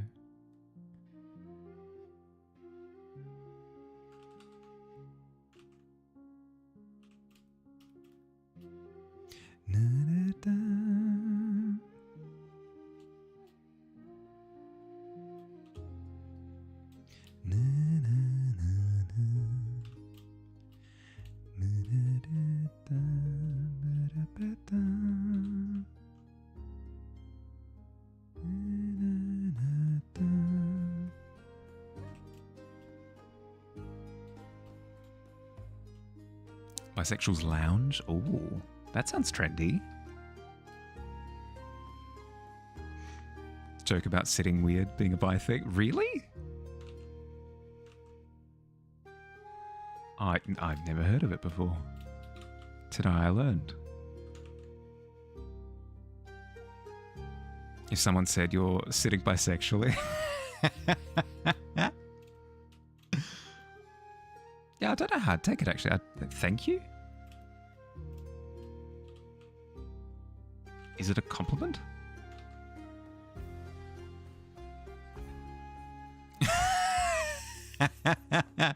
Very good, Billy. Well done. Well done.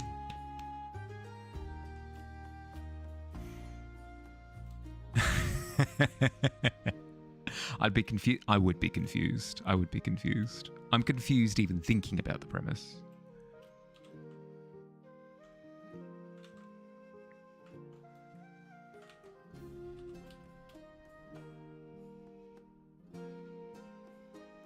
I'm a lot happier with the ground. But I think I need it to fade, maybe? Maybe that line is too strong. Maybe that's what I'm struggling with.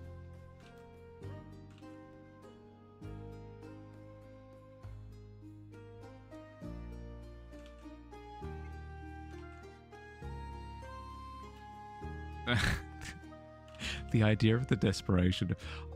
I've done it twice, and I have proof. I swear.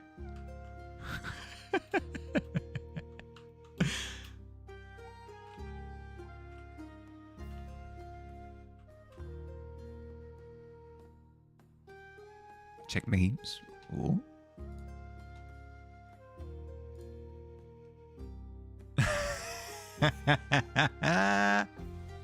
Amazing. The upside down seat on butt is very funny to me. That's amazing.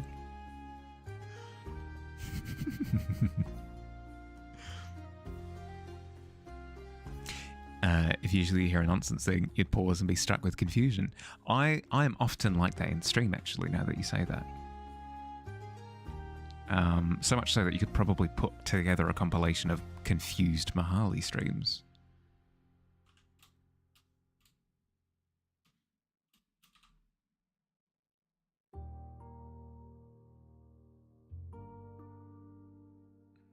Don't ask her that. She'll just deny. Yeah. She'll deny the proof.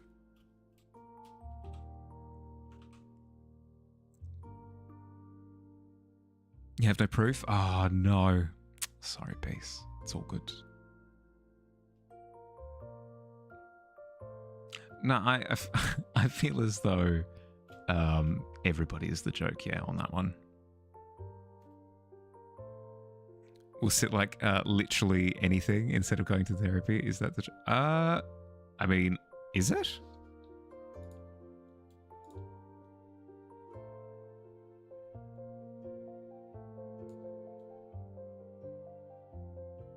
They're just normal people. I mean, yeah.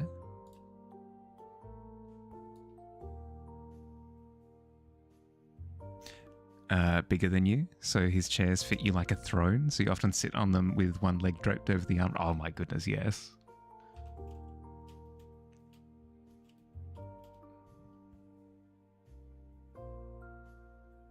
Having a wife isn't enough. You have to have kids to prove. Yeah, them's the rules.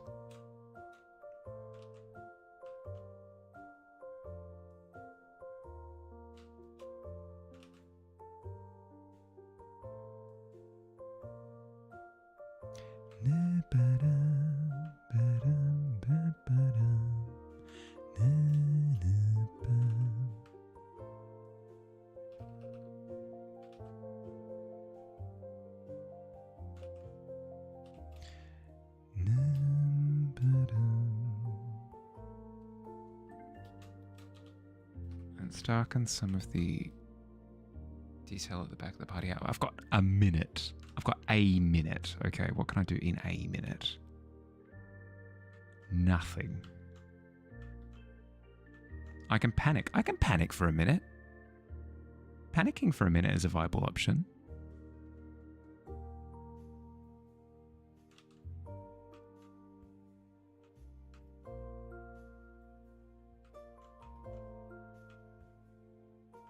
Sing that song that never... But it never ends. A minute definitely has an expiration date on it.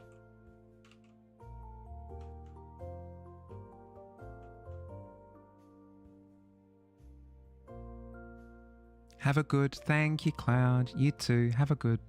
Sleep well, bud.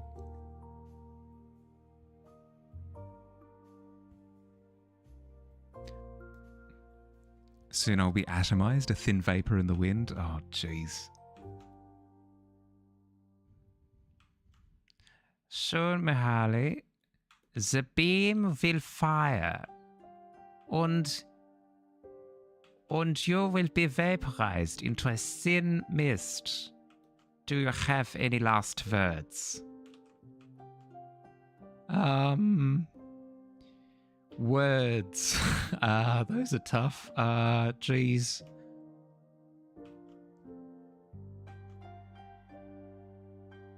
I'll be dust in the wind. True. Well, Dust is asleep right now. And also, I can't be dust. I'm a Harley.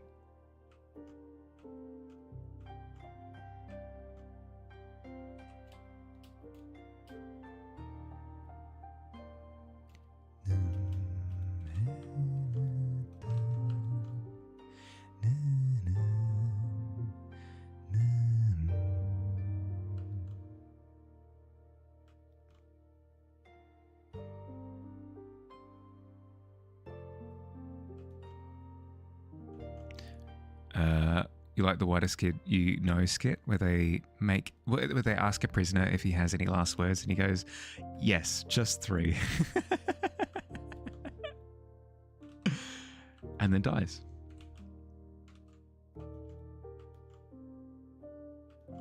Beautiful. Beautiful. That's Camity right there.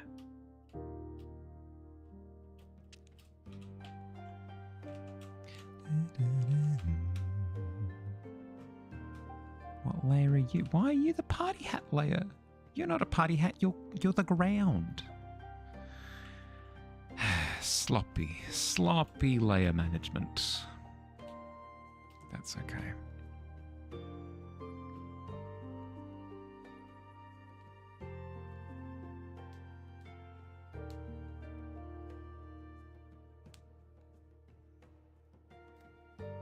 So we don't think of those?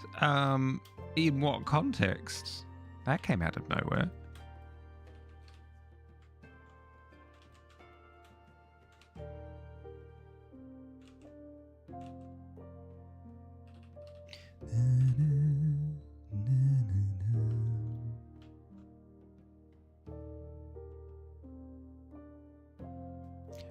Those are white kids you know stuff too. Oh, I'm not familiar with the group, unfortunately.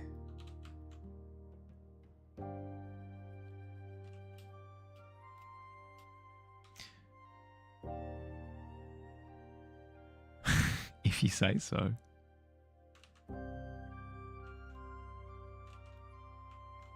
Again, reference to a comedy skit that I'm not familiar with. Apologies.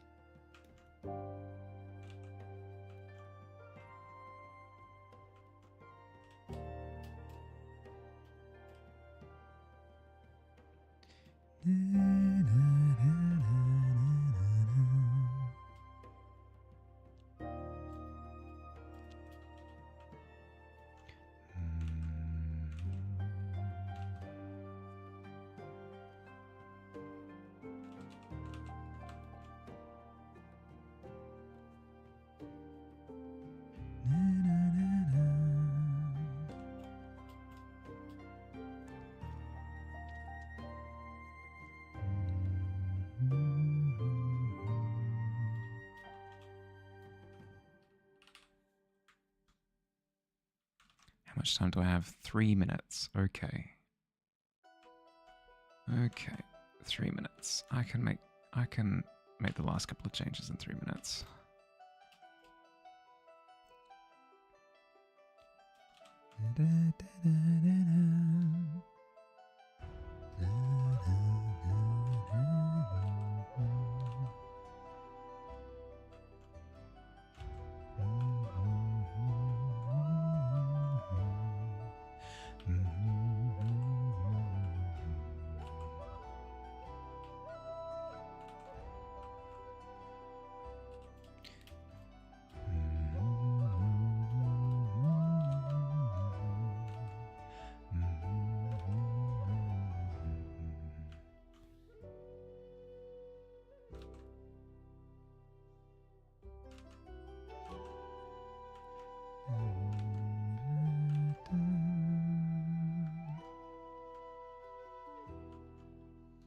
Bit of that red.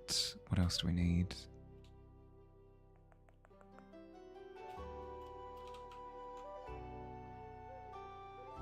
Soften the end. You don't know what this next button does? It makes the ad announcement, apparently. Oh my goodness. Peace, I didn't know that you had that power. Oh, 16's not bad. Butterbeer, there you go, boom. I can cheers a butterbeer. Cheers.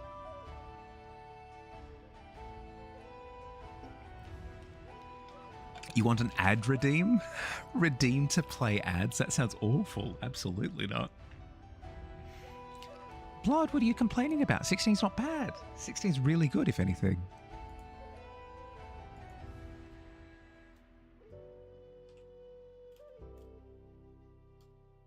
$2 million points to play ads? Absolutely not. it would be funny, but like at the misery of so many people. You can afford it. Oh no. No. I know that you would immediately redeem it as well.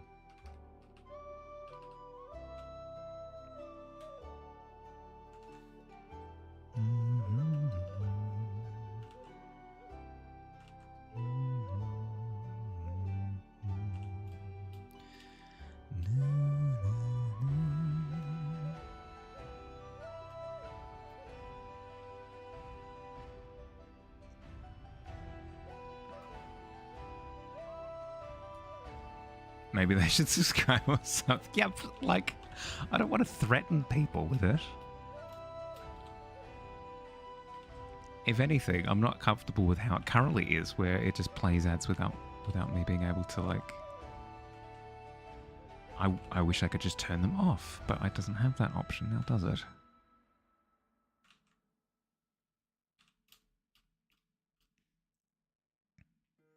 You're trying to buy a house in the US? You probably would need 2 million gold pieces then, yeah. No, save your gold pieces.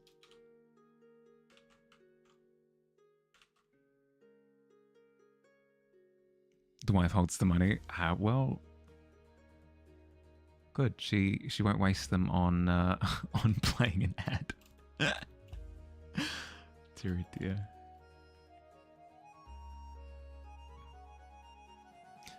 Paywall is surely reliant on it being funny to you.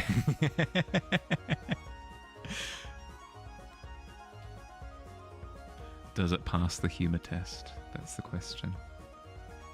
All right. I'm pretty happy with it. I think I'm going to spend a bit more time on it after stream in my own time. But at least for now, at least for like stream sessions, I'm really happy with how this one has come out. Really happy with it. Thank you for joining for like the progress for it. Next stream should be... do I wait? Yes, I'll wait to snooze. Next stream should be work on... it's Thursday. Thursday? Next stream is Pokemon. But next week, I'll start working on the Smaugust prompt. That'll be fun. Dragons. You dozed off? Time for bed? Thanks so much for sharing your art. Oh, please. It was my pleasure. Sleep well, bud. Catch you later. Space to mate. Oh, thank you. Thank you, thank you. Imagine people paying for more ads instead of less. Well, that's what Fields is proposing. But yeah, let's see who's online. See who I can go and raid. Ooh, we've got a Lacava. Let's head over that way. Ooh, character art as well. Heck yeah. Plug that in. Raid. Boom. But yeah, in terms of like quick housekeeping before you go, the art prompt is available on the Discord. If you want details for that, go down to the art fair section at the bottom, in the bottom channel. We've got a Hearthside coming up this Saturday. So if you like the idea of hanging out, doing art stuff, chatting with people, having a good time, the times for that, again, are in the announcement section of the Discord up the top, to check for like time, where it's at, that sort of thing. Yeah, hope you've enjoyed yourselves. Thanks for hanging out. Have an excellent rest of your day or night, depending on where you are. Look after yourselves, and I'll catch you later. Bye, everybody. Bye.